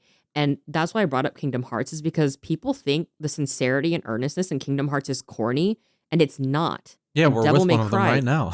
yeah, and I mean like Devil I May don't We Cry. hate that guy. I don't What think guy? it's corny. I just know, I know. think- Yeah. Oh, oh. Well, Sorry, it's sorry, it's go, Cos. something that I've talked about on stream a lot of times, right? In terms of like the difference between Western and like Japanese storytelling, specifically when it comes to earnestness and about like friendship and like the people around you, that a lot of that gets seen as juvenile and for children, right? And they Yep. think it's corny and dumb. And Devil May Cry has it as well. Obviously, there's like really goofy moments of like Dante sliding around on a fucking demon eating pizza and shit, but like shooting stuff. yeah, but there's like actual emotionality and like his relationship with Trish, with Virgil, with Nero, right? And it's all earnest. Like it plays that shit straight, and that's what makes it really good. But again, people just see that and think it's corny, and like it's not. It's just it's earnest. It's sincere. Yeah. I wonder if I really do wonder that if this was a live action adaptation and the animation studio behind the show wasn't as good as they are, because clearly they're talented. Like clearly that show looks good. Like the Castlevania show looks really nice or whatever. I would argue that it looks good for 2 minutes. Sure. Yeah. But like people consider it good. For that reason, I wonder if it didn't have that style, if people wouldn't just be comparing this to an Uwe video game adaptation movie series thing. Because like that's the vibe I get, the way you're describing it and the way that like the showrunner is talking about it, where it really feels like when you adapt things, you have a prerogative to do it the way you want, but there are certain, like we were talking about the Yakuza show not too long ago, right? And we were comparing that to the Takeshi Miike. And that movie takes tons of liberties and stuff with adaptations and stuff. And that's very clearly Miike's like sort of take on what that franchise is, right? And he just kind of like he wants to just tell like whatever like a reimagining of that. There's like a limit to how far you can take that before it stops being the thing that you're adapting. And Yes. I wonder if this is going to have that problem. But what makes it complicated is that keen-eyed viewers already are pointing out things in that intro that are callbacks to, I believe it was like a manga or something. Or Oh an my anime. god, the fucking manga, the novella, the Tokyo Pop Yeah. manga that got canceled 3 issues in that nobody liked. Yeah, and like I think what's going to make it difficult to really talk about the show when it comes out is that people are going to, unfortunately people are going to point at the fact that the movie has certain facts that echo, other parts of the franchise as like evidence of it being a good adaptation, as opposed to like investigating the tone or the mood getting right. But who knows? Maybe it'll be a good adaptation. Maybe the music will just be the worst part of it. I have no idea. I just know that when Devil May Cry fans actually don't like something, they don't engage with it. Like that's why DMC Devil May Cry like flopped. Yeah. Because they were just like, we don't want to fucking play that, and it didn't That sell well also at all. like spurned the fans too, like directly. Yes. Yeah, and I Yeah. think, and I was telling GC about this. I think this show is gonna have it's gonna be like Arcane, right? Where like people who don't know Devil May Cry will watch this show and be like, this is awesome, play the games, and then totally bounce off, right? Yeah. And it's not gonna lead to Capcom's sales, because Riot made Arcane, but that didn't increase the amount of people that play League of Legends. It just increased the amount of people that are interested in the IP for one specific thing. And I think that's what Devil May Cry, like the anime, is going to do. Well, I think that's probably what At the most. Castlevania show did too. Like they like same shit, right? Like I feel that like they show were just came given out. that IP because nobody was doing shit with it, and they didn't expect, because there were like 4 episodes of that first season? Yeah. And but again, like I don't think anybody watched the Castlevania show and was like, I'm gonna go play the Castlevanias and then had a good time doing that. I genuinely think like video game adaptations, they're not really for they're exciting for people who know about the stuff, but what they're really there to do is to expand the franchise into a multimedia Yes. IP. Yeah. And like that doesn't necessarily need to bring people back to the video game. But I feel like when they get made, a lot of times the people that make them have this expectation that that's what's going to happen. Yes, because it is part of a wider marketing strategy. I remember translating one of Capcom's financial reports in which they were hoping the Monster Hunter movie would get people to buy Monster Hunter games. These things are made. Yeah. These things are made with the intention to get people to buy their games. That's why they invest in it, right? Yeah. Because they think this translates to success because the IP becomes mainstream. What worked for Castlevania was that there were vampires in it, and people they like and they know vampires, right? Yep. On a basic level, everyone knows Dracula. Like there isn't a fucking soul on earth who probably doesn't know who or what. It's a public consciousness thing. Yeah, right? But Devil May Cry is like, this guy is Dante Sparta, and his father was a devil who was fighting Mundus, and then he sacrificed himself to... I don't know. No, that isn't it. I actually know this fucking lore, but it doesn't matter. But there's like so much like weird shit that like isn't stated in the games. You kind of have to come to your own conclusions about. You need to play multiple games to understand this. You had to read the novels. You had to watch the stage plays. You had to maybe read that manga that was no longer canon after it got canceled. Like there's just like so much information there that sort of like bogs down a Japanese IP, if you know what I mean. Yes. Mm. This is why I stay away from novellas and screen plays and everything and stage shows. I don't touch those things because I'm like, I do not give a fuck. If I need to watch or read those things to fucking understand anything, that I'm just going to bounce off your fucking IP and I'm just not going to pay attention to it. I do not give a shit. Yeah, it's just... I am not desperate for media. There's so much of it out there. I don't need to like invest everything I am into one. See, I like Devil May Cry when I was a teenager. Same with Castlevania. So I had a lot of fucking time on my hands. Yeah.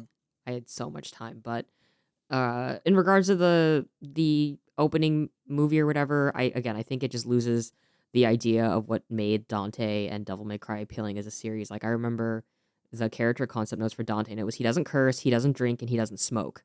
So he's straight up like straight edge. So like fucking put Finch or Glassjaw as the opening. Like lean into that. A ska band would have been more appropriate. Yes. But it is what it is. But GC got to watch me play Castlevania Lords of Shadow 2. So I'm starting to think that's like one of your favorite series of all time now. Castlevania? Yes. No, the Lords of Shadow duology. It's a trilogy, actually. It's a trilogy. They got a 3DS game. Yeah. I forgot about the 3DS game. It's Lords of Shadow 2 is a game that I have come to like because it's not as bad as I remember it being, because that's just how nothing action games are outside of Devil May Cry and Ninja Gaiden now. Yeah.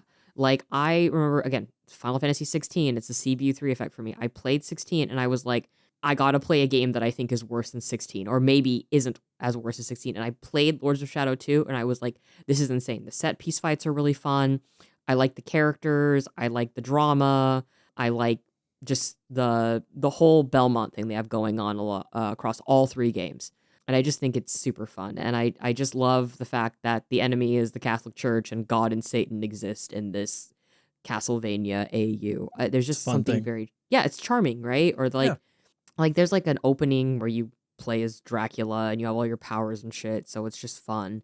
And you have to stop like the fucking Crusades from getting inside of your castle. And you fight God's greatest warrior or whatever, and he has his fucking crucifix and he's like chanting in Latin, and the main character Gabriel is like, that doesn't work on me because I was God's chosen and I know all about this shit, so I'll just chant it with you. And he does, and everything fucking explodes because like he's blaspheming. Yeah. Mm-hmm. And it's just the idea that like the first Belmont becomes Dracula, but the first Belmont was also like a holy man. Holy water doesn't work on him. In fact, he drinks saints' tears to heal himself and stuff like that. It's just a lot of cool stuff conceptually that is really, really fucking goofy. Like, you just can't take it seriously. It's so dumb, but it leans into it, and it isn't afraid to be stupid. It especially leans into it in the sequel. Yes. I would say the sequel is more unabashedly like goofy, sort of like really like embellishing the premise, as opposed to the first one. Where the first one, I think, from what I've seen, Gabriel it takes itself a little like more 10 seriously. lines in that. He doesn't talk. Yeah, and then in the second one, he literally yells like, he makes like the world's worst like like scream. It's very You fun. haven't seen Kraven the Hunter yet. Oh, I've seen the clip of the rhino making that god awful noise. Yeah. And then I immediately was like, what is the director doing behind the camera? Like, what is he doing? So apparently people say that scene was supposed to have some sort of like post-prod thing, but they just didn't do it and just put it in as is. So, but yeah, I don't know. I feel like whenever I like really truly despise something, I can always go back to that game and be like, you know what? It wasn't as bad as I remember it. And I think that's kind of something I want to hold in my heart, right? That something doesn't have to be as bad as I remember it. So who knows? Maybe I'll look back at Netflix Castlevania in like 5 years and be like, actually, all of the sexual assault was good. No, I will never be like that. No, but that's probably not going to change. But maybe I'll be more generous. Quote. Yeah. Put that on the back of the Blu-ray. Yeah. I don't know. Maybe I'll just revisit something and really like it. Who knows? If this anime is just goofy, dumb, and the opening is just the worst part of it, I don't know. Maybe in like 5 years. It just doesn't set a good expectation. You know, it's No. like you were already dubious. It was already dubious, and then the OP comes out, and you're like, oh fuck, this is like in line with what I was worried about. Yeah, if it's bad, I'm just gonna go back to the old anime and see Dante eat the sundae and go, life is good. Yeah, and like the old anime isn't perfect, but it's not the worst thing I've ever watched either. Because I've subjected myself to some shit. So, I watched the dub of D and Angel when I was young. So, I've definitely seen terrible things. You know what D and Angel is, right? I am aware. I am aware of what D and Angel is. Yep. I do not. So the opening is sung by Vic Mignogna because he voices the main character. No. Yeah. No. It's a harem anime, right? Yeah, because there's like the main guy Daisuke and then there's Dark, right? I don't really remember much of it. I just remember that like a friend of mine had D and Angel and Deers and both were just fucking awful. I don't know why I actually sat and watched through all of that, but I think it's because I was playing like Ragnarok online on my PC while they were watching. And I just and Deers is coming back. No, it's so bad. Yeah, it's coming back. No, you're lying. They're making a Blu-ray. Yeah, but that's like slave shit.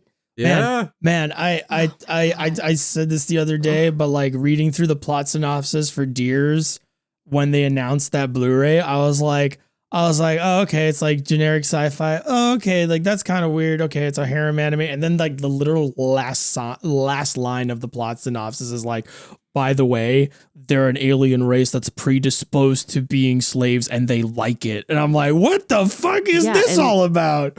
And I think they're all like, they're all like heterosexual too. Yes. Unless if there's like I think there was like a gag with like the really muscular like white-haired guy being bound to like another dude. I'm not sure if that's like a legit thing because like I haven't read that shit in like forever or watched it, but maybe there was some weird like homophobic gag or something. But as far as I remember, Peach Pit, the creators, they're all women, so I guess like you do you, I guess, but also AO3 is full of slave fic, so maybe don't. Weird stuff. Yeah, that's what I did. Oh, and I worked on my Jace cosplay. I'm still working on it. I'm making my leg brace right now. And looks good. Jake stuff for Victor came in. So hang on. When are we meeting up again? 1, 2. So next time, hang on. It's like the 10th. Yeah. No, not the 10th. The 14th. Like the 14th. So he will be here, but on the 28th, I can tell you about how going to the Arcane pop-up in LA was like. Because they encourage you to cosplay, so we're going to be Jason Victor. Because I like a tragedy in which I guess I enjoy being queer baited and being thrown my bone and going, yes, I love it. Oh, thank you so much. Oh, so I don't know. I can't say shit. My icon on fucking Discord is a picture of Jace that Jake drew. So look, as a cishet man, I can relate a little bit to this because it's like sometimes you're clearly being baited with sex appeal and you're like, I guess, and then you put your hand in your pants and you're like, it's fine, you know, and you just kind of like, it's whatever. Fuck it. Did I show you the scene where like sometimes you just want to read dramatical murder? Oh God, I'm gonna kill you, Cullen. Anyways, GC, did you see the scene where like Victor is like in every timeline, only you can show me this and like change the fucking future because is it where they're like ethereal? There's like a different one where like Jace finds Victor in the future because he gets sent to Yharnam and he gets himself out and then he goes to like the Emerald Village or whatever. And then he meets with the guy that saved him when he was a child. And when they're like when Victor is with Jace near the end of the series and Jace has broken through to him in a way, he sees that scene and that Victor basically told him that Jace is the only one that can stop whatever he's doing and that like they just know each other. You're a canon event, buddy. Basically, and you like know he like knows him so intimately and that like no matter what universe they're like always destined to be together basically. And then they get sucked into the fucking crystal that belongs to Swain now. But then the co-creator was like, they're straight, by the way. Great. Awesome. So, yeah. Shout out to all the dudes out there who related to the gay representation in Arcane only for the creator to be like, no. Yeah. No. Don't worry about it. Yeah. They're not gay. They're not gay. No. They love each other like brothers. They love each other like brothers is what that's why they put each other they rub their foreheads together. That's what brother I have a brother and I do that all the time with my brother. Do you grip your brother by the back of his neck and clutch his hand like his wrist in your own and then grab him by the back of the neck and push your foreheads together? And then we turn into real, blue energy. Yeah. That's real like, guy like straight guy representation. Yeah. That's totally they're not gay. Those guys just happen in that story. Yeah, they're not homosexuals. It's just like Legend of Korra, right? Like Legend of Korra, like those girls aren't gay. Like they're just really good friends who make out sometimes, Yeah. And a lot. And not to be a fucking Debbie Downer and shit about this, but like I think about like sort of the state of the world and everything and how like the rights of like trans people and other minorities are being stripped away in America. And this is like such a specific thing, but like there are like straight content creators that are like, I would say, baiting their female audiences with cosplays of these two for like revenue and shit. And it just feels really bad to see that just sort of pop off when you're like, gay marriage could actually maybe get repealed in America or we could lose our rights and shit. And it's time just is sort a of like fucking circle. Yeah. Yep. And it just, anyways, that's my bummer. Lords of Shadow 2, I need someone else to play it because I just have to talk to them about the cool thing about Trevor being Alucard and why I don't understand why vampires don't wear shirts in that universe. I mean, they get if I were a vampire, I wouldn't. So you just wear like a sick leather jacket? Yeah. Unfortunately, if you're with my big old man boobs out, my hot pecs. Yeah. Yep. I would just let that shit rock. Cullen, I love you. You're the fucking best. I've been playing an RPG lately where talk about it. Bathing is like a really big part. Like you get like you just go out to like the baths with your party and you just like hang out and you get stat bonuses. And every time I see the main character with his like 8-pack, I'm just like, I've got to get back on I gotta get back and like tone my body to perfection. You're like dieting again, right? Yep. Damn. I supposedly I thinned out a lot, which is great. My fat's already shifting around my body, so it's fucking weird, right? Yeah, like all my fat is going to the front, and I'm like, well, I guess that's just gonna be the way it is. Yep, your abdomen's gonna look funky. You're gonna look at your abdomen, you're gonna go, what the fuck? You're gonna sit there and you're gonna be like, I'm never happy with this, and all the guys in your life are gonna be like, yeah. Oh. Anyway, I'm doing my best to flatten my stomach and get some nice muscles. I've been weightlifting. I've been playing Trails Through Daybreak. I've been doing squats and crunches, to be the kind of man I want to be, which is Van Arkride from Trails Through Daybreak. How's that game? It's fucking great. Trails is back.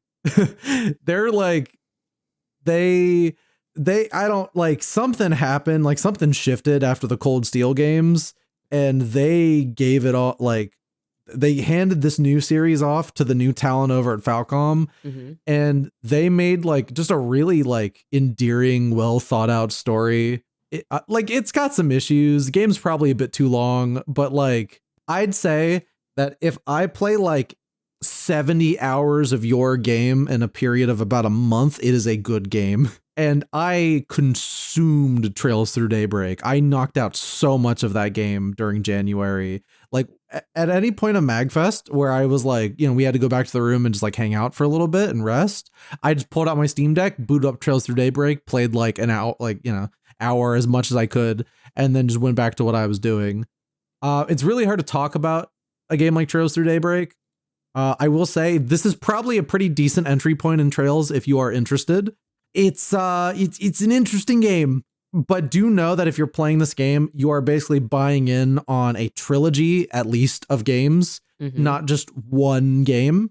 It does tell a relatively self-contained story that wraps up a lot of what its central plot. And GC was watching me finish it. I'd say it wrapped it up decently. I thought it was a solid conclusion. But even as a Trails, not a Trails hater, but a Trails skeptic, even I was kind of impressed from what I saw at Daybreak. I was like, this is actually like pretty competent, I would say. Because they shift it away from being a series mostly about I'd say like teens to young, like really young adults. Yeah. Because like the very first Trails trilogy is mostly about like two young teens trying to join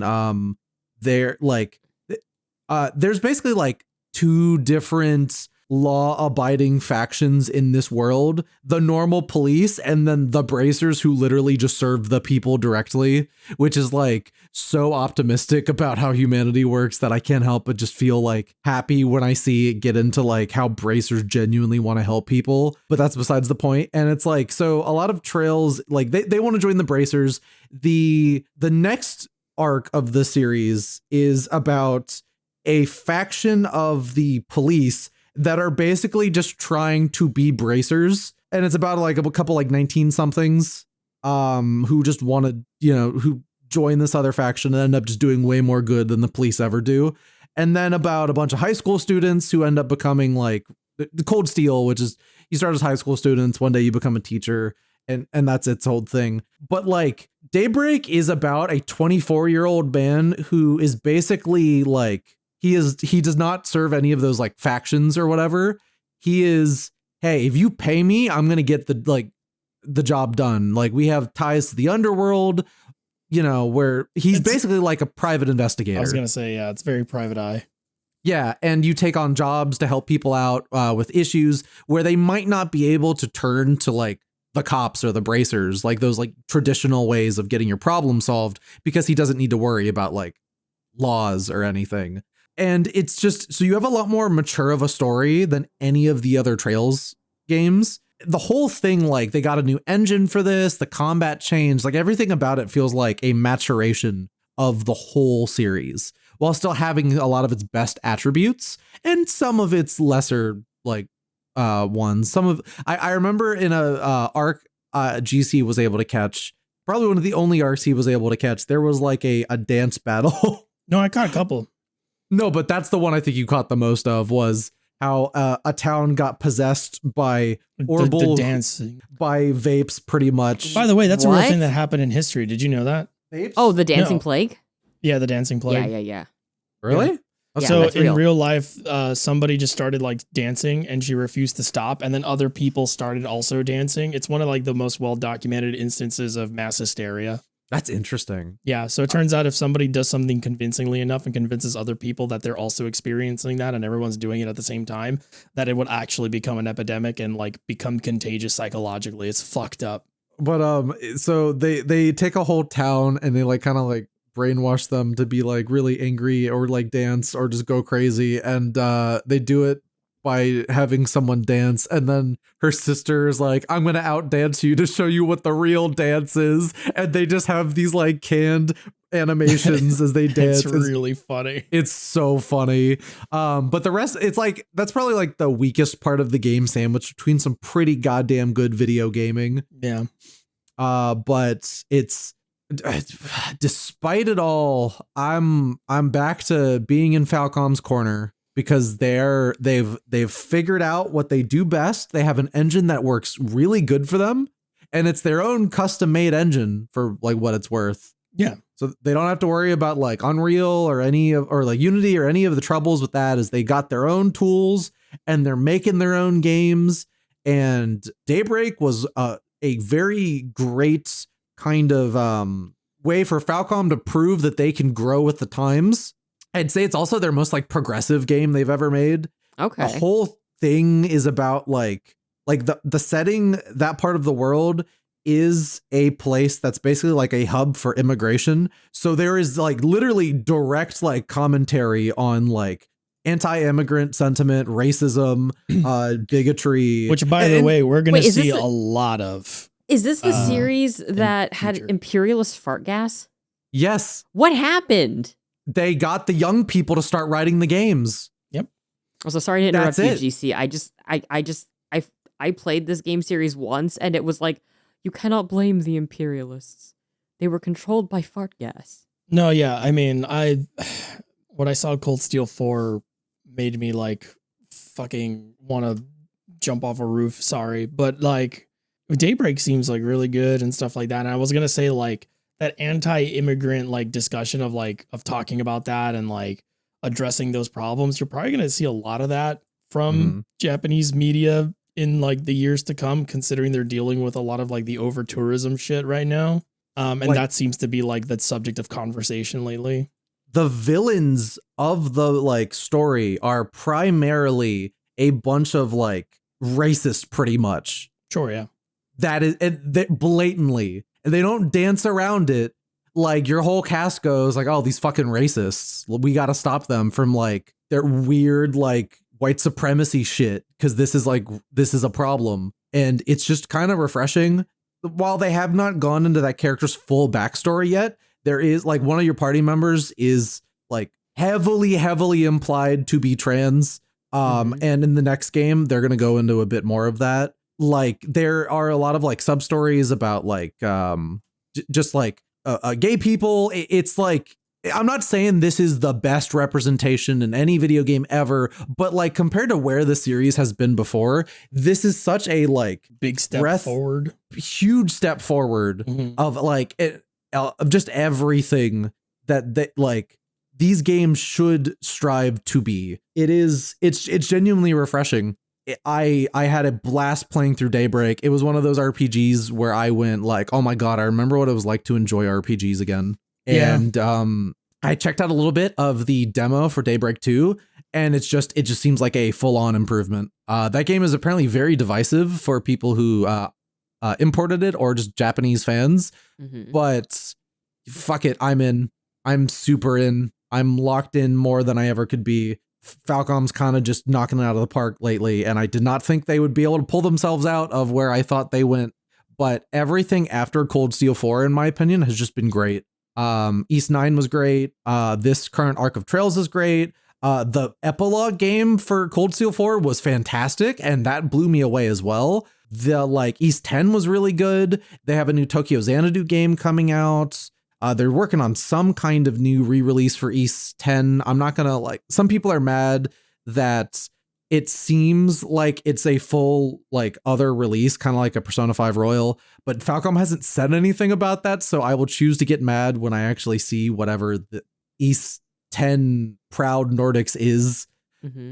Oh, and like later this year, we're getting a remake of the very first like Trails game. There is a likely chance that the third game in the Daybreak trilogy, which has not been announced officially in English yet, but is called Kai no Kiseki in Japan, that's probably coming out either later this year or early next. I'm thinking it might be later this year, depending on how quick Nissa works. It's just like, I love being rewarded for my commitment to a series. I have been playing these games for like a decade. There are a lot of these games and I put hundreds of hours into the series. So it lost me for a bit in Cold Steel.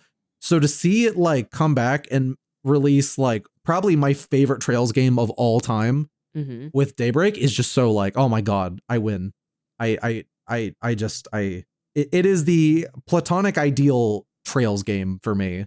Excellent. And I recommend it. If you want to get like, if anyone's interested in the Trail series, no, it's not all perfect. There, It has some issues here and there, not even just like with story, like some of the gameplay is it's a series that learns over time and continuously builds on top of itself as they like continue to like iterate on their engine and like where it is actually pretty similar to the Yakuza series in a lot of ways of that way. It like reuses the same spaces and just builds and builds and builds.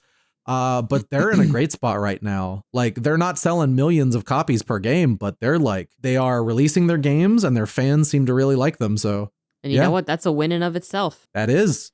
It's rare. It's rare for that shit to happen. Yep. Besides that, I played Ninja Gaiden 2. That game rules. I don't think we got time for me to go into that discussion. So you gotta tune into the streams when Cullen plays it. Yes. Yes, we are going to be streaming that probably with our friend K-Bash and then GC this time as well. We can talk about World of Warcraft lore the entire time you're killing again. Oh God, there's 3 of them. Oh yeah. Oh God. GC, I gotta tell you, I'm so bummed. K-Bash and Kaz hit it off so hard, and I literally had that moment like as I went live and they were gushing about Warcraft, like deep shit that I couldn't even understand. I was like, my God, there are 3 of them. Yes. And it's that Always Sunny bit, and I'm imagining all 3 of you doing the fake karate, the Who's your favorite Warcraft character, GC? It's a boring answer. Is it Thrall? No, it's the leader of the trolls before he got killed. See, okay, that's good because K-Bash's is Illidan and mine is Arthas. And yours is so there are no doubles. No. No doubles, get out of here. Yeah, no, that's we fun. already got an Arthas guy. Get the fuck out of here. Yeah. There can only be one Lich King. Get out. Fucking what the fuck's what if we I'm not saying we're gonna do it, but what if we do a cosplay group? What happens at 2 Arthases? That's stupid. Oh man. No, so yeah, go watch Cullen's charity stream. Just tune in, hang out, vibe out, you know. And we're gonna announce more details of what everyone is doing on our Blue Skies and probably on our personal Blue Skies as well. Yes. So just keep your eye out. I'm sorry we don't have like an exact schedule and plan for you all right now, but anytime you catch any of us streaming, pop on in, engage in chat, bring good vibes. Yes. And donate to a good cause. Hell yeah. Do we have anything else we want to get into, or should we go into questions? GC, do you want to talk about anything you've been doing? I could, but I'll just save it for next time since we're short on time. Are you sure? Yeah, we're good. Because he's going to be playing it through the next 2 weeks anyways. Yeah. Okay. I'm going to be playing everything that I'm playing now. I'm going to be playing it for the next 2 weeks. So yeah. Okay. Then I guess questions. I can just go into our questions from our lovely people on our Discord. Let's see, from DBD. If y'all allow me 2 questions on this next episode, I was listening to episode 18 of the podcast where Kazuma brought up his discovery of Canadian musical artist Jamiroquai mentioned. Despite my enjoyment of his music for many years, I was unable to listen to his works because of how strongly they were associated with a specific period in my life where I would listen to him while writing essays for a class in university I was taking about Japanese existentialist author Haruki Murakami. Despite harboring no ill will, I'm terrible at reading questions. Someone like take despite the job harboring for me. no ill feelings I can towards do it. that Don't time. take my job. Yeah.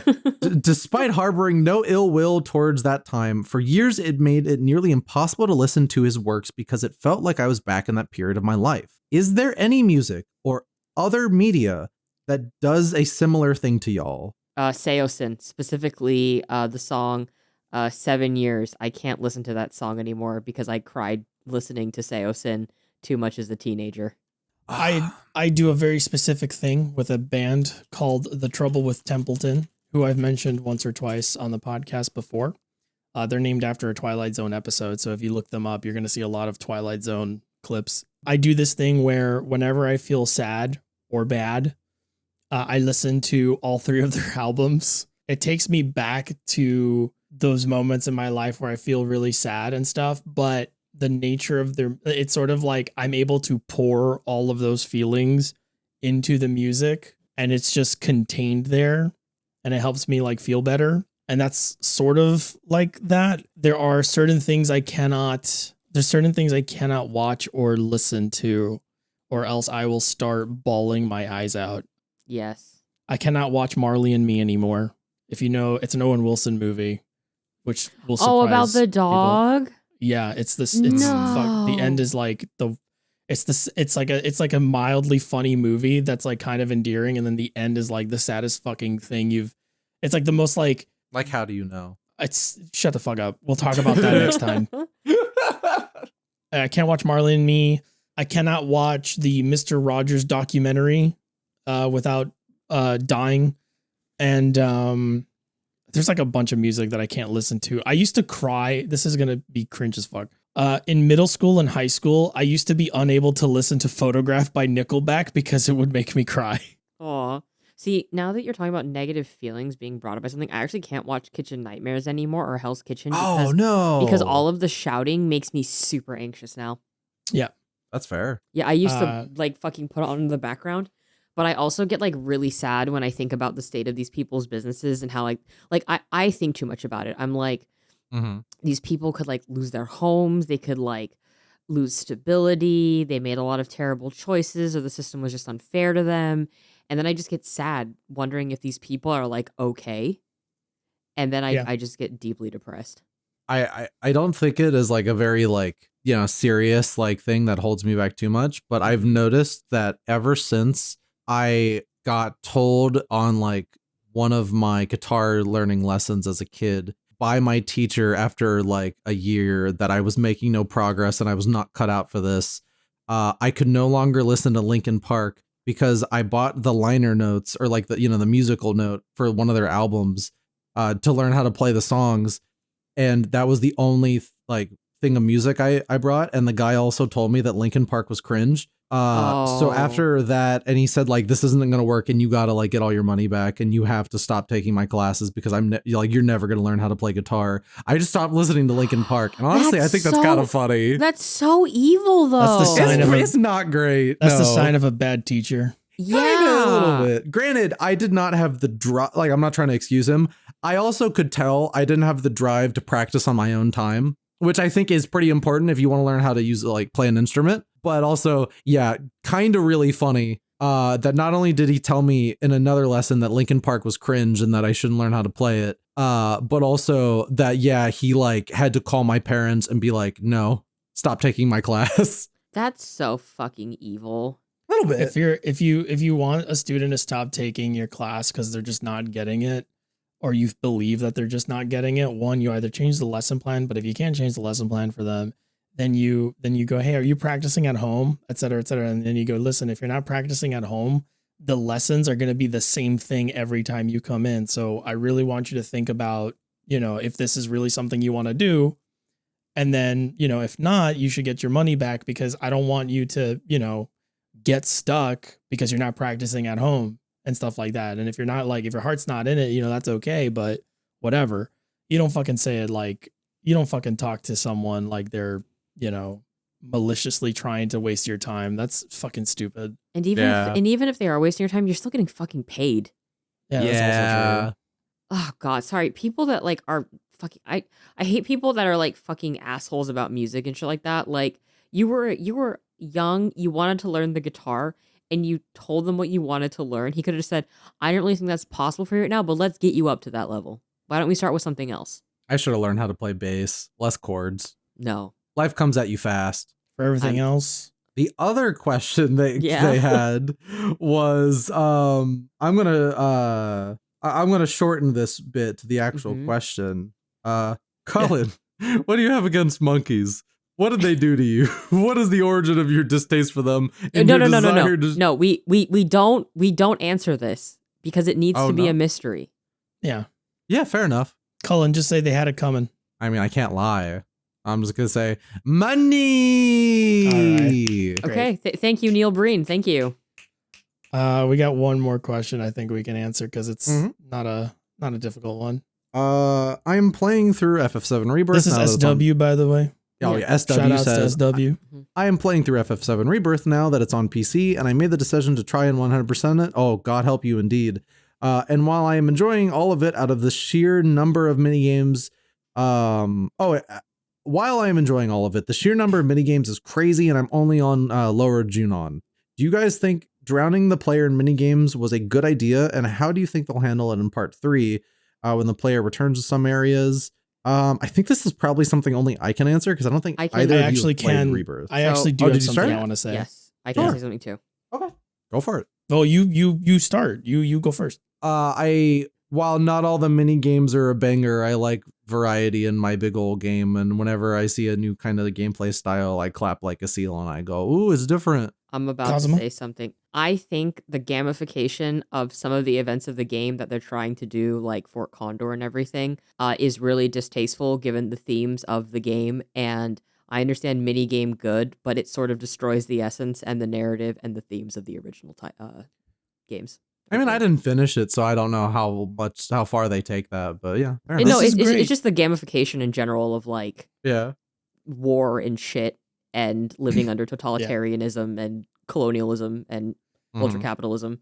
This is great because like I'm in the middle. One of my favorite things about FF7 Remake, the first game, my favorite part of that game is Wall Market. I actually like once the game slowed, like it hit like a lull, like the story of FF7 through the Midgar stuff. Like it hits a point where the game is just kind of like, I don't know, dude, fucking do some stuff, get some items, put it together, and that'll advance the story. So they kind of just like let you roam around. And in Remake, I actually thought that was the best part of that game when it finally slowed down and just let you kind of like acclimate to Midgar and like the city you were in. Unfortunately, in my opinion, it didn't like succeed in like endearing me to the location. And then, I feel like a lot of like the stuff that they do, but actually kind of similar to what you're saying, Kazuma, but just like in the opposite direction where there wasn't enough to like endear me so that when story stuff happened, I didn't really like feel a lot from it. I didn't get a strong emotional reaction out of it because like I didn't have a lot of time to kind of like really saturate myself in Midgar.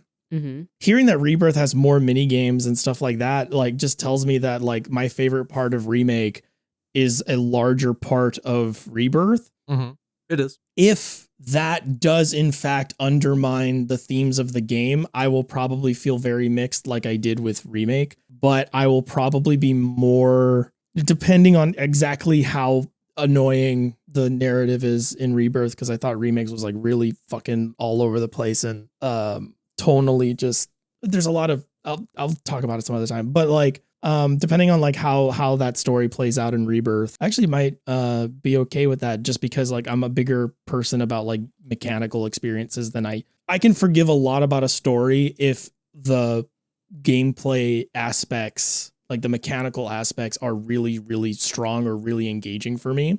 And I love games that are essentially mini game collections. I play Yakuza for a reason. And like, yeah, if they bring as far as like in part 3, if you're going to do mini games, a lot of mini games in Rebirth, and then part 3 has you going back to those locations or gives you the ability to go to back to those locations, you don't really need to do, in my opinion, they wouldn't have to do much. They would just have to either tighten those mini game experiences, get rid of the ones that were kind of weak or that don't make sense to have around anymore. Because a lot of stuff happens in latter half of Final Fantasy VII where it would make sense that you wouldn't have access to certain things anymore.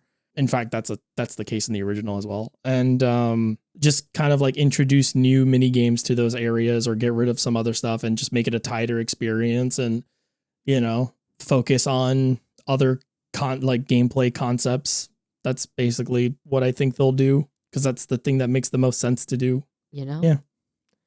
It took so much effort to not rebuy Rebirth. You're welcome. On PC, but GC bought it for our family. The main problem I still have though is that I played a lot of that original game and I didn't finish it, and I don't want to restart. I might start it today. I downloaded it yesterday, so yeah. I'm gonna go play The Sims after this call. Well, no, I'm gonna go work on cosplay. I'm gonna go make my brace, finish it, I think, and then I'm gonna play a game under embargo, so that's pretty cool. Yeah, I hope to get my game under embargo this coming week. Oh, so true. Yeah. I'm just gonna hang out, I'm just gonna chill, maybe finish my script finally. Hell honestly, I'm gonna be real. You guys like are fucking awesome, and I'm so happy that we're friends and that we get to hang out outside of just recording a podcast together. I'd spin that around and say that you're the one who's awesome. No. Yeah, Kaz, you're great. No, Yeah. I'm You. You're the cool one. I'll kill you, Cullen. I'm gonna revert that around and say that I cherish you. Listen, my ability to make a good first impression is terrible. So the fact that we're friends is like a miracle in and of itself, and it's probably a credit to your character. So humble, as if he doesn't make GC, the best first impressions. GC, you're like the best too. Like, I'm just super happy that Cullen introduced us. Just cause like, wow, bipolar buddies. Yeah, so. I owe Cullen a lot, honestly. Oh, shush. More than I care to admit. I'll never take credit for anything. Yeah, I know. That's why I'm going to keep showering you with praise, because I know it makes you squirm. Yes. Flip it back and make you squirm. So next year, MAGFest, if you see us, let us know. We should all do a group cosplay together. So that'd be fun. Yeah. We'll let your girlfriend decide. Oh, that would be funny. Yeah, she gets to decide. She also gets to pick all of her characters. I'll rig the vote. Don't worry. Okay. Cool. So we're doing Persona? We're doing Trails Through Daybreak. Fuck, no! I don't know anything about that. All right, everybody. She would never pick that. She doesn't like Trails. So I guess we're doing Persona. Fuck. Or we're doing Dark Souls. No, that's too busy. Oh my god, that would be so busy. Oh yeah, there's guys who walk around MAGFest in full suits of armor, and there was a fucking Zaku. There was a guy dressed up as a Zaku. It was kind of crazy. Yeah, but those are pretty. They're not as hard as Dark Souls armor because you can just like 3D print so much of that now. Whereas like Dark Souls armor, it's like, do you want to 3D print it? All right, get a model out and sculpt that shit in Maya or ZBrush. And then probably gotta do the, what do you call it, in model kit building? They have like a word for it where you like make custom panel lines. It starts with an S. Yeah, you gotta do that, and then you gotta like sand it, and then you gotta seal it, then you gotta paint it. Hope you don't fuck up the painting, and there's a lot going on. There's a lot going on there. Yeah, I'm doing this with my Jace costume right now, but I'm not doing 3D printing. We're hand making everything. Scrying. So you gotta do a lot of scrying. Yeah. So. Oh, it's like Kazuma's favorite show, Scry. Okay. Anyways, thanks for listening in, everybody.